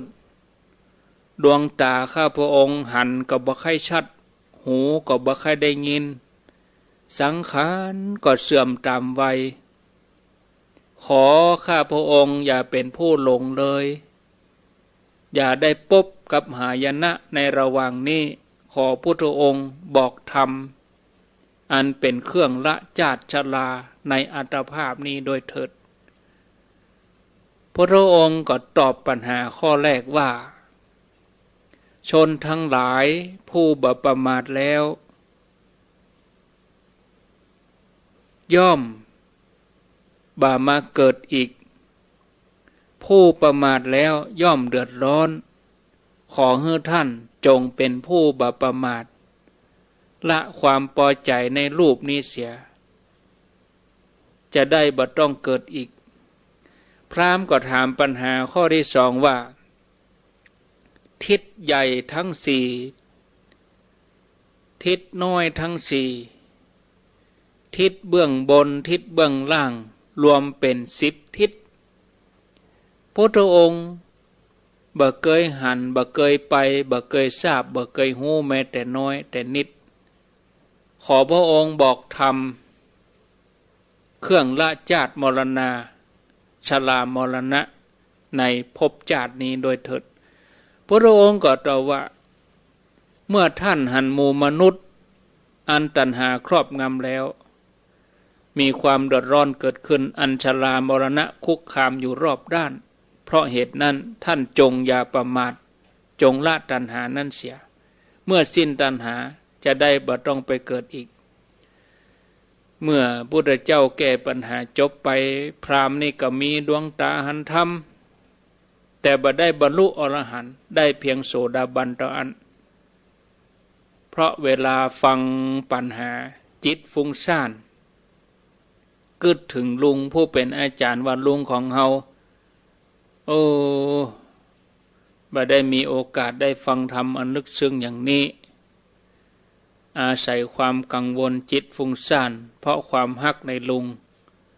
ก็เลยบ่อาจจะทำอาสวะกิเลสให้หมดไปในตอนนั้นในลำดับต่อมาท่านก็ขออุปสมบทในพระศาสนาพระองค์ก็อนุญาตให้บวชเป็นภิกษุโดยเอหิภิกขุอุปสัมปทาโดยพุทธองค์ประทานการอุปสมบทเองเมื่อท่านได้อุปสมบทแล้วก็ทูลลาพระศาสดาไปแจ้งข่าวแก่อาจารย์แล้วก็แสดงปัญหาที่ถามพระพุทธเจ้าให้ลุงเมื่อลุงได้ฟังการแก้ปัญหาจบก็ได้อนาคามีส่วนหลานซึ่งบวชแล้วหลังจากที่ได้ฟังโอวาทจากพุทธเจ้าสั่งสอนก็บรรลุอรหันต์ฉะนั้นญาติโยมถ้าบ่อยากแก่บ่อยากเจ็บบ่อยากตายบ่อยากปิกมาเกิดแถมก็ปั่มเป่งปารมีให้เข้าสู่พระนิพพานพุทธองค์สอนให้ละกิเลสตัณหาความทะเยอทะยานอยากทั้งหลายถึงความอยากในกามภพรูปภพอรูปภพถ้าหมดตัณหาก็หมดกิเลสอาสวะ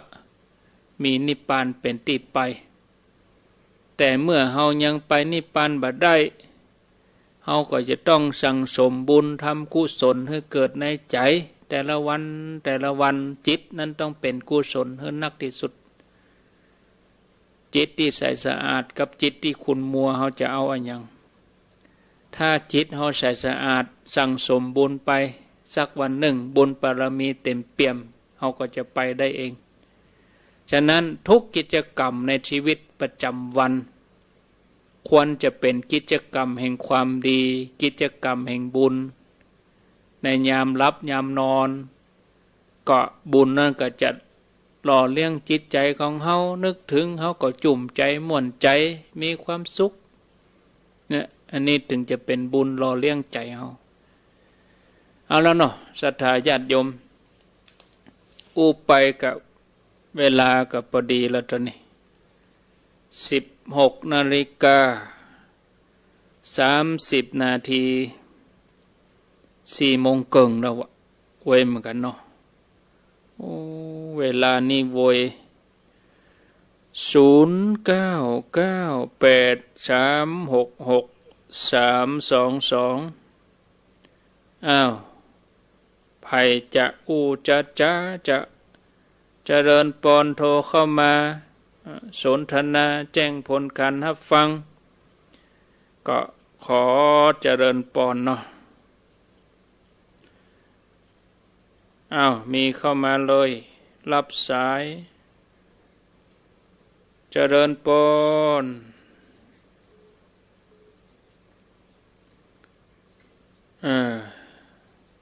เจริญปอนดักเซฟก็วางสายไม้มาเจริญปอนขุนลาวเจ้าลาวเจ้าไผ่ฮะในรถจ้ะได้ฟังชัดดีเนาะเจ้าชัดดีเลยวันนี้ชัดดี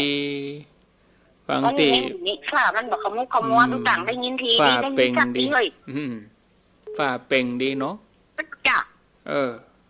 ฝ่าเป่งดีเจ้าฟังที่ฝ่ายหินนี่ก็เจ้าคือน้อยทีอีนะเขาบอกมาแม่ไปเอี่ยวหาคนไข้มาเดียวนี่เขาบอกเลยก็เลยที่3เนี่ยจ้ะคนไข้ที่ไหน จ้า คนไข้ไหนคนไข้ไหนฮะฟังทางโทรศัพท์นี่ไงแม่เจ้าฟังเขาสดตามนะกะฟังวิทยุก็หาอยู่หั่นกะเจ้าไปคนไข้ที่ไหนคนบ้านเฮาเนี่ยกับเปิ้นคนเฒ่าเป็ดที่ปลายแล้วเปิ้นลูกของบ้านมาใหม่แม่เขาไปเอี่ยวมาเปิ้นคนเฒ่าก็ฟังคนเฒ่าก็ฟังกะเนี่ยกะที่อาจารย์บรรยุงมานะแม่ก็รู้ที่ตามได้แต่เนี่ยกะได้แต่ต่อสายขึ้นเห็นน้อยกะต่อสายขึ้นน้อยเจ้าต่อสายขึ้นน้อยอย่างอาจารย์บอกว่านั่นนะคะสายต่อไปเจริญปนอยากให้เจ้าโทษจากที่ไหนอยากแม่ห้อยเงินเจ้าแม่ห้อยเงินเหนือก็ว่าแม่ห้อยเงินใต้แม่ห้อยเงินใต้เจ้าแม่ห้อยเงินใต้ชื่อว่าอันหยังชื่อว่าใดเจ้าแม่จันทาเจ้าฟังชัดดีกะชัดเรียนดีจะดีอ่ะอาจารย์ท่านเข้าแล้วเจ้าตั้งเมื่อ3 โมงแล้วก็วันนี้อยู่เมินวันนี้นะเจ้าป้าวันนี้อยู่เมินเบิดเมื่อคืนนี่ลองไหลเสาะหาเพราะเนอะถ้าว่าปะสถานีไหนก็โทรมาบอกคือกรรมโดยสเก็ตนี่ฟังบ้านแป้นเรดิโอน่าจะได้นะ 96.25 ไหลบัดจ้างนะ 96.25 ป่าเมี่ยงเทพเสด็จเพิ่นยังฟังได้โอ้ไก่บ่ไก่นี่ไหลวิทยุจ้างอ่ะมันฟังอันเฟซฟังไงกะวิทยุน่ะกะเบิดก็ฟังวิทยุน่ะกะโอทนาลองไหลเสาะพอเบิดนะเบิดเมื่อคืนเจริญปนเจริญปนอันนี้เมาฟังวิทยุทำละปิดวิทยุเห็นไหมเจริญปนใส่ไหมจะไปเมาฟังวิทยุกะเวลาโทรมาปิดวิทยุอย่าจะบ่ฮู้เรื่องเจริญปนน่ะมาประจำเจ้าพระครูเจ้าโทษจากไหนโทษจากสันกำแพงเจ้าสันกำแพงเจ้าบ้านหยังสันกำแพงบ้านปงบวกข้างเจ้าบวกก้างเนาะเจ้าได้ฟังทีก็แม่เคยได้เนี่ยเลขบัญชีแม่โจทย์ประตันน่ะเลขบัญชีเขาสีส่งเมืองน่ะแม่เคยตามทุกหน่อยเดี๋ยวจะบอกเด้อเจ้าเดี๋ยวจะบอกคือเขียนปากกาไว้ใต้รายการจะบอกเด้อใต้รายการวันเดียวบัดตันเด้อจะไปค่อยๆเสาะหาก่อนฟังถึงวันนะเจ้า นอนฟังแต่เดี๋ยวจะบอกในวิทยุเนี่ยเจ้าฟังในอินเทอร์เน็ตนะเจ้านั่นก็แม่ฟังวิทยุก็ฟังอินเทอร์เน็ตเดี๋ยวนี้วิทยุฟังวิทยุขึ้น104เจ้า104นะดีแล้วก็อนุโมทนาก็เดี๋ยวจะบอกเลขในใต้รายการนี้เนอะแม่เนอะเจ้าเขียนปากกากับกระดาษไว้อย่าก็เดี๋ยวจะบอกคือสวัสดีเนอะนะโมตัสสะสาธุนะเจ้านะโมตัสสะใจอนุโมทนาเจริญปนไหว้สาเจ้ามันเลขมัน020แม่นก็เจ้าแม่นน่ะกะแล้ว0571ไม่หรอโหดเตี้ยอาตมาประจำชกส524เนี่ยประจำเองป้าเป้าไม่หรออาตมาประจำนะไม่จำเดี๋ยวแม่จดไว้นะถ้าแม่ว่าถูกก็ถูกกะแล้วก็ว่าว่าถ้าการลูกตายก่อนนี่นะมันทรมานจิตใจท่านพระครูเหยทั้งหลายอ่ะเดี๋ยวแม่ว่าดีท่านพระครูยังมีแม่อยู่เนาะดีแล้วได้มาปลอบใจโยมแม่เขานะแม่จดไว้แล้วรู้ถ้าอย่างไรแม่จะไปโฮมตัวเนอร์เจ้า42เมืองนั่นน่ะเนาะเลี้ยงปลาเป้าเนาะเขาก็สอบ้านแม่นี่ก็โอนไปได้มั้งหรอก็ได้กุฏิกะได้อยู่เนาะเนี่ยเอาแม่สายสันทรายมูลเทปลานไว้นะสันทราย เจ้าแล้วไม่จะร่วมทำบุญด้วยเนอะได้กุฏิเจ้าโอ้ดีใจที่เธออันติดเนี่ยแต่ตู้นะเจ้าก็ได้จะเขียนใส่กระดาษเอาแปะไว้นี่อันได้เปิ้นถามมาจดบรรจำเจริญปนอาจารย์ท่านพระครูครับโทรจากที่ไหนวินยังสันคิดเล็กเนี่ยสันคิดเล็กครับโอ้ฟังวิทยุได้อยู่แต่ครับชัดแจ๋วชัดเจนดีชัดเจนเลยงานบรรยายเลยวันทุกคนใจเขาดิเห็นใจเขาเลยอนุโมทนาบุญเนอไม่ทราบสาธุเอาล่ะ0989836632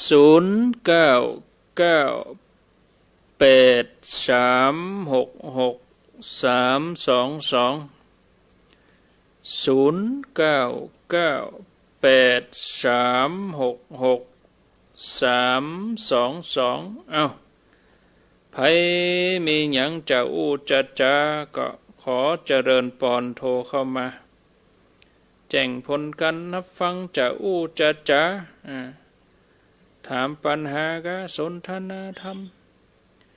เจริญปอนหลวงพ่อครับพังโมกครับอาจารย์กิตนะพระอาจารย์กิตครับ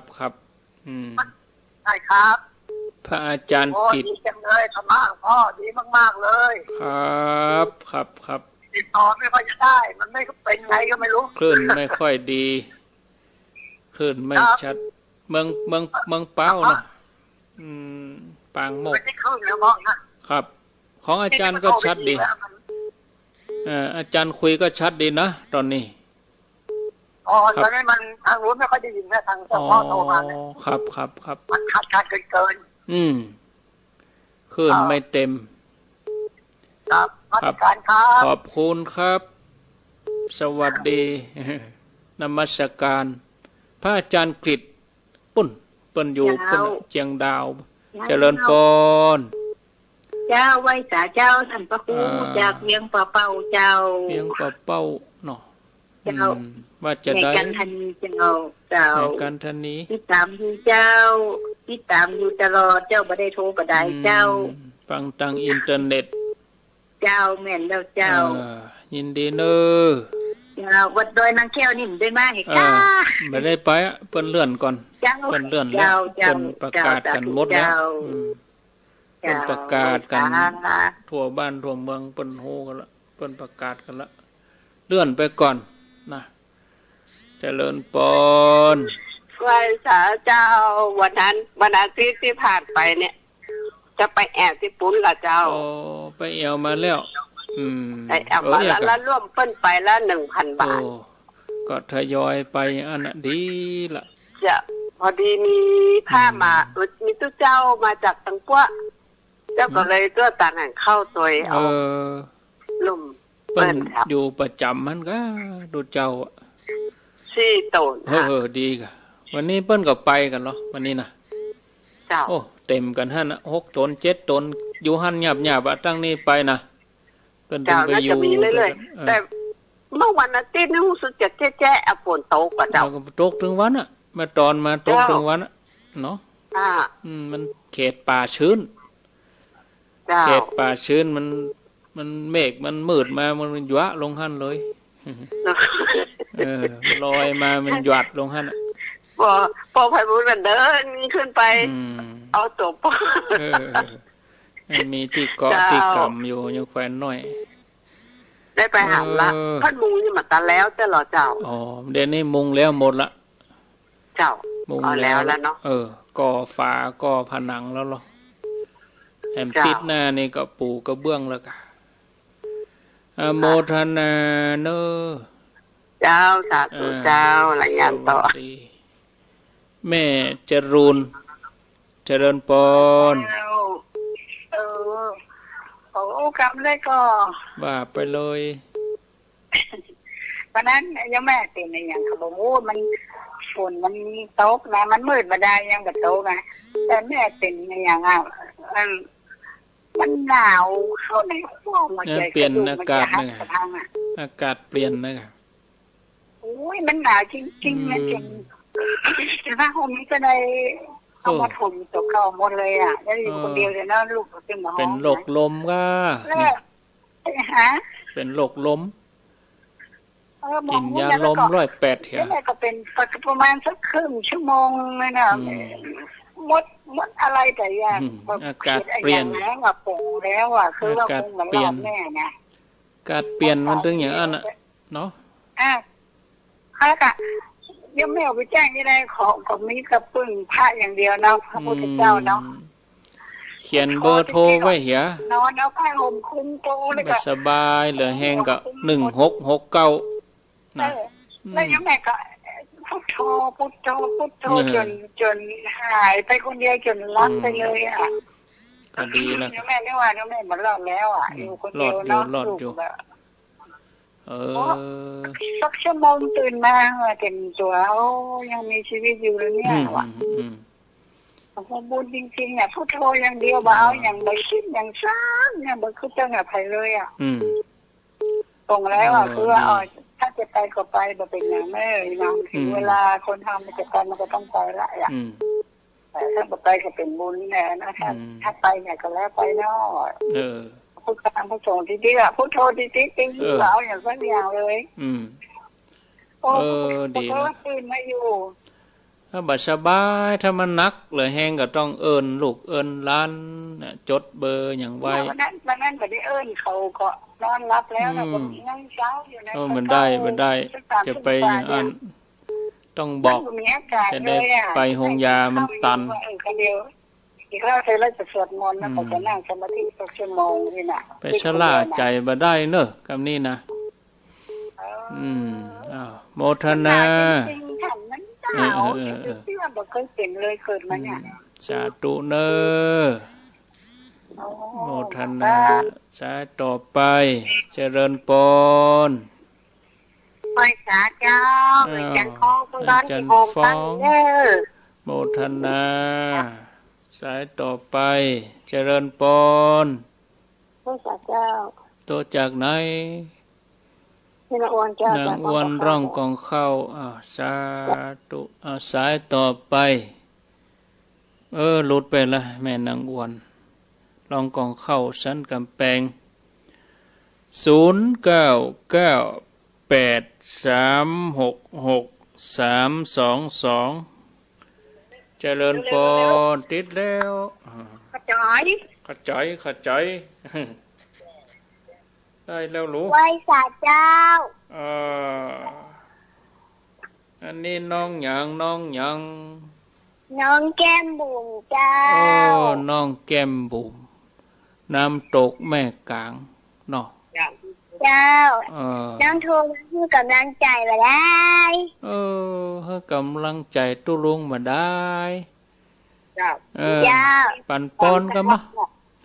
ปั่นป้อนได้ก็ท่องนี้คือฟังสักวักเนาะได้กะลองว่ามาแล้วบารมี30ทัศเอาเลยลองหน่อยลองว่ามาหรอฐานะปารามีสัมปันโนฐานะอุปปารามีสัมปันโนฐานะปรมัตถปารามีสัมปันโนเมตตาไมตรีกรุณามุทิตาอุเบกขาปารามีสัมปันโนอิติโสภควาเอาหมดเนอะเอามันครบศีละปารามีสัมปันโนศีละอุปปารามีสัมปันโนศีละปรมัตถปารามีสัมปันโนเมตตาไมตรีกรุณามุทิตาอุเบกขาปารามีสัมปันโนอิติปิโสภควาเนคัมมะปารามีสัมปันโนเนคัมมะอุปปารามีสัมปันโนเนคัมมะปรมัตถปารามีสัมปันโนเมตตาไมตรีกรุณา มุทิตาอุเบกขาปารามิสัมปันโนติปิโสภควาปัญญาปารามิสัมปันโนปัญญาอุปการามิสัมปันโนปัญญาปรมัตถปารามิสัมปันโนเมตตาไมตรีกรุณามุทิตาอุเบกขาปารามิสัมปันโนอิติปิโสภควาวิริยะปารามิสัมปันโนวิริยะอุปการามิสัมปันโนวิริยะปรมัตถปารามิสัมปันโนเมตตาไมตรีกรุณามุทิตาอุเบกขาปารามิสัมปันโนติปิโสภควาบอกแล้วนะเก่งแล้วเอาปั่นป้อนแหมกัมอ่ะปั่นป้อนได้ก่อปั่นป้อนชับพีติโยอ่ะได้ก่อสับปิติโยนี่ยังฝึกอยู่จ้ากำลังฝึกอยู่ถ้าได้แล้วโทรมาบอกให้ตุลุงเนอะโทรมาสวดเนอะอยู่ดีมีสุขลูกหลานเนาะน้องแก้มบุ๋มน้ำตกแม่กลางสายต่อไป0998366322โอ้ได้หลายทุกเพศทุกวัยเลยนี่เราอ่อนลูกหลานก็ฟังคนเฒ่าคนแก่ก็ฟังเราอ่อนที่เปิ้นบ่ได้ไปโรงเรียนเปิ้นเรียนออนไลน์ก็บ่ได้นี่ฟังธรรมะออนไลน์ขโยมดีเพื่อตุเจ้าลูกเต้าดีเพื่อพ่อแม่เนาะคนเฒ่าแก่ดีก็เพื่ออาบน้ำฟังธรรมเอาละเนอะข้างแหม10 นาทีสุดท้ายก็สำหรับการรับสายก็เอาไว้เตออีขอบคุณทุกท่านที่โทรมาที่โทรบาตันก็จะไปน้อยใจ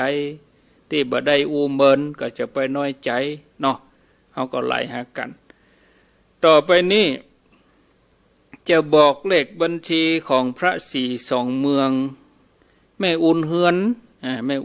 เปิ้นโทรมาถามพระเจ้าแม่โอนบารณาเข้าหรือยังอาตมาก็อธิบายว่าโอ้แม่อาตมาอยู่เพ่โดยรอปุ่นนะเฮาอยู่โดยรอปักตังเจริญแต่บัญชีนี่เป็นบัญชีเวียงเป่าจะเข้าหรือบ่เข้าบ่ฮู้ยังได้บ่เนอน่าจะเข้าแล้วถ้าลูกหลานโอนนะถ้าลูกโอนถ้าหลานเขาโอนมันตึงบอกคือหรอโอนสำเร็จถ้าเขากดโอนทางมือถือแต่ถ้าไปโอนธนาคารเขาได้ใบนั่นมาเขาก็เก็บไว้หั่นก่อนเก็บใบโอนมันนึงเข้าถ้าไปโอนธนาคารมันนึงเข้าหมดเนอะแม่อุ่นเฮือนสบายใจเนาะต่อไปนี้เอาปากกามาเขียนไว้เนอะสำหรับงานวันที่25นี่เปิ้นเลื่อนไปก่อนแจ้งให้ทุกท่านได้รับทราบเลื่อนไปยังบ่มีกำหนดเนื่องจากภาวะโรคภัยไข้เจ็บแล้วเขาก็เคารพกติกาสังคมถ้าเขาไปจัดงานคนหยับอยู่หั่นไผเป็นไผบ่ฮู้ถ้าไปเกิดคัตเตอร์ใหม่ผู้ติดเชื้อณสถานที่เดียวกันตั้งแต่2 คนขึ้นไปเปิ้นฮ้องว่าคัตเตอร์ใหม่ที่ไหนโดยนางแก้วจัดงานต่อไปไผไม่ค่อยไปละแล้วก็จะถูกขึ้นบัญชีจัดงานอย่างใดนะด้วยภาวะอย่างอี้ก็แสดงว่าบ่เคารพกติกาสังคมตั้งรัฐบาลตั้งราชการเปิ้นขอมีเปิ้นขอความร่วมมือเอาคนไปรวมกลุ่มกันคนมันจะลำบากอันนี้ก็เลยตัดปัญหาเลื่อนไปก่อนเนาะเลื่อนไปน่ะดีอาตมาว่านะเลื่อนไปน่ะดีที่สุดมันก็เฮาก็บ่ต้องไปจัดแบบกล้ากลัวแต่ถ้าเฮาจัดอยู่มันก็ไปแบบกล้ากลัวมันลำบาก เอาคนเฒ่าไปเป็นอย่างมาไปติดโควิดกับติดดอนนางแก้วแห่งนั้นนี่จบหมดเลยแหละยุ่งหมดเลยแหละเนาะมันยะเตื้อรอดีๆก่อนขี้คายมันถึงดีเหมือนก่อนนะเฮาไปลำปางมาเตื้อแล้วหรอตอนนั้นมันดีแล้วที่เฮาไปเมืองปานนะไปนอนทั้งคืนหลายท่านก็ไปเมืองปานหลังจากนั้นเฮาก็ไม่ได้ไปไหนกันเลยเนาะครั้งสุดท้ายที่เมืองปานนะที่เฮาไปตานพระป่าหงเฮียนเมืองปานที่ท่านสมชาตินะครั้งสุดท้ายที่หันมันก็ต้องจะมีคลี่คลายออกวาษาแล้วก็ค่อยว่ากันเนอะซ้ำดีช่วงนี้เขาก็เข้าวาษากันก่อนศรัทธาก็เข้าวาษาทุเจ้าก็เข้าวาษาเนาะจำศีลกันก่อนนะเนาะเอาปากกามาแล้วเอาปากกามาเร็วตั้งใจกระดาษปากกาเอาเขียนเลขบอกกำละ3 ตัว02057152524บอก3 ครั้งถ้าบัดตันก็อิด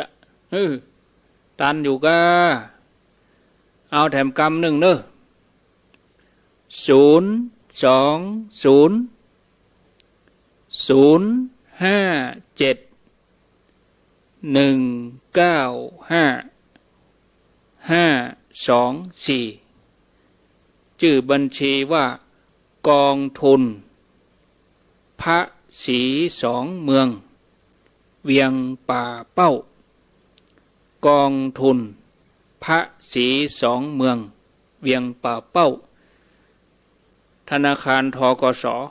สาขาเวียงป่าเป้าน่าจะมาถึงว่าเวลาจะเขียนอย่างเนี้ยต้องให้ละอ่อนอยู่ตัวคนเฒ่าเขาเขียนบางทีมือบัดตันฟังก็ได้ฟังเขียนก็ได้เขียนดีเอาบัดตันถ้าว่ามีไลน์มีเฟซก็แมลงบึดอาตมาจะเอาลงเอาเลขบัญชีเอาอย่างลงเอาลงในไลน์กลุ่มแล้วก็เอาเฟซบุ๊กจะเอาลงจะเอาลงตั้งนี้ไปถ้าไปจะร่วมก็ถ้าลูกหลานมีเฟซบุ๊กของอาตมาภาพก็เข้าไปในเฟซบุ๊กแมลงนี้ก็บ่ต้องมาได้บอกก่อนออกสถานีละบอกมันกับบดีมันเป็น2 มุมมันเป็นมองได้หลายมุมถ้าคนถามก็บอกถ้ามีคนถามก็จะบอกเนาะอันนี้เปิ้นถามมาก็บอกไปหรือบางอันก็โทรมาส่วนตัวโทรมาบอกโทรมาสอบถามเนาะแต่ถ้าว่าโอนแล้วจะมาถามอาตมาว่าโอนแล้วเข้าหรือยังอาตมาบอกฮู้ถ้าถามอาตมาบอกฮู้เพราะว่าอาตมาอยู่ปัตตังเจริญโดยหล่อเพส่วนบัญชีนี่อยู่เวียงเป่าปุ้นเฮาโอนเข้าปุ้นมันก็ต้องเข้าปุ้นแล้วมาถามอาตมาว่าเงินเข้าแล้วกะอาตมาก็ตอบว่าอาตมาก็บ่ฮู้นะอย่ากะเนาะเอาไปฮู้จะได้แต่มันอยู่คนละที่เนาะก็ทำความเข้าใจไว้นะอยากจะทำก็เจริญปอนเลยก็เปิ้นก็ยังต้องการแถมนักอยู่ปัจจัยทั้งหลายก็ยังบ่สมบูรณ์เตื้อศาลาหลังใหญ่คนที่เคยไปแล้วก็ไปหันละส่วนถ้าไผว่าใครไปแต่ใครหันแต่ก็ทยอยไปวันนี้วันพุธก็ได้จำเป็นเขาจะต้องไปวันงานไปได้ตลอดถ้าเขาได้ไปเจียงไฮ้เขาก็ไปแหว่หั่นถ้าเขามาเจียงใหม่ลูกเจียงไฮ้มาก็ไปแหว่หั่นประเด็นนี้เปิ้นกำลังขนดินกีกัน3-4 วันนี้ได้ขนทรายละจะปูกระเบื้องวัน2 วันนี้ขนดินกีเปิ้นก่อผนังหลังพระหลังองค์พระเดี๋ยวนี้มุงแล้วหมดละครั้งก็ก่อผนังกับปูกระเบื้องถ้าก่อผนังปูกระเบื้องติดหน้าบันเห็นก็ได้สมบูรณ์ละเนาะก็ขอบคุณทุกท่านที่ให้ความสนใจรายการเมื่อคืนมาปะกันทำเนาะเมื่อคืน20 ทุ่ม ส่วน104นี่ก็เป็นรายการของท่านอนาลัยวัดหนองเงือกส่วนในเครือข่ายขึ้นสีขาวก็เบิดเมื่อคืน2 ทุ่มอาตมาภาพก็จะมาเข้ารายการให้ญาติโยมได้ฟังธรรมกรรมวันพุธนี้รับผิดชอบอยู่2 ช่วงเวลาพอเวลาแล้วมดลงไปแล้วญาติโยม2 ชั่วโมงก็เหมือนกำเดียวตัวอันเนาะโอ้จะง่อมกันไปแถมหลายวันสำหรับรายการเมื่อวันพวกก็เป็นตุลุงยองไปอาตมาจะมาทำกรรมกับป้วนเนอวันจันทร์ป้วนเนอบ่าย 3แต่ส่วนมาเจ้าก็วันพวกก็ตี 5 กึ่งพุ่นจะมาปะญาติโยมเขาเนาะสำหรับวันนี้ขอขอบคุณผู้บริหารดีเจเจ้าหน้าที่ผู้อำนวยการเจ้าของสถานีทุกที่ทุกแห่งที่เป็นพระคุณเจ้าที่เป็นฆราวาสที่ได้มอบโอกาสนี้เพื่อมาเผยแผ่ธรรมะให้ท่านผู้ฟังทั้งหลายได้ฟังอนุโมทนากับทุกท่านทุกคนปะกันทำไมโอกาสหน้าอายุวันโนสุขังปลัง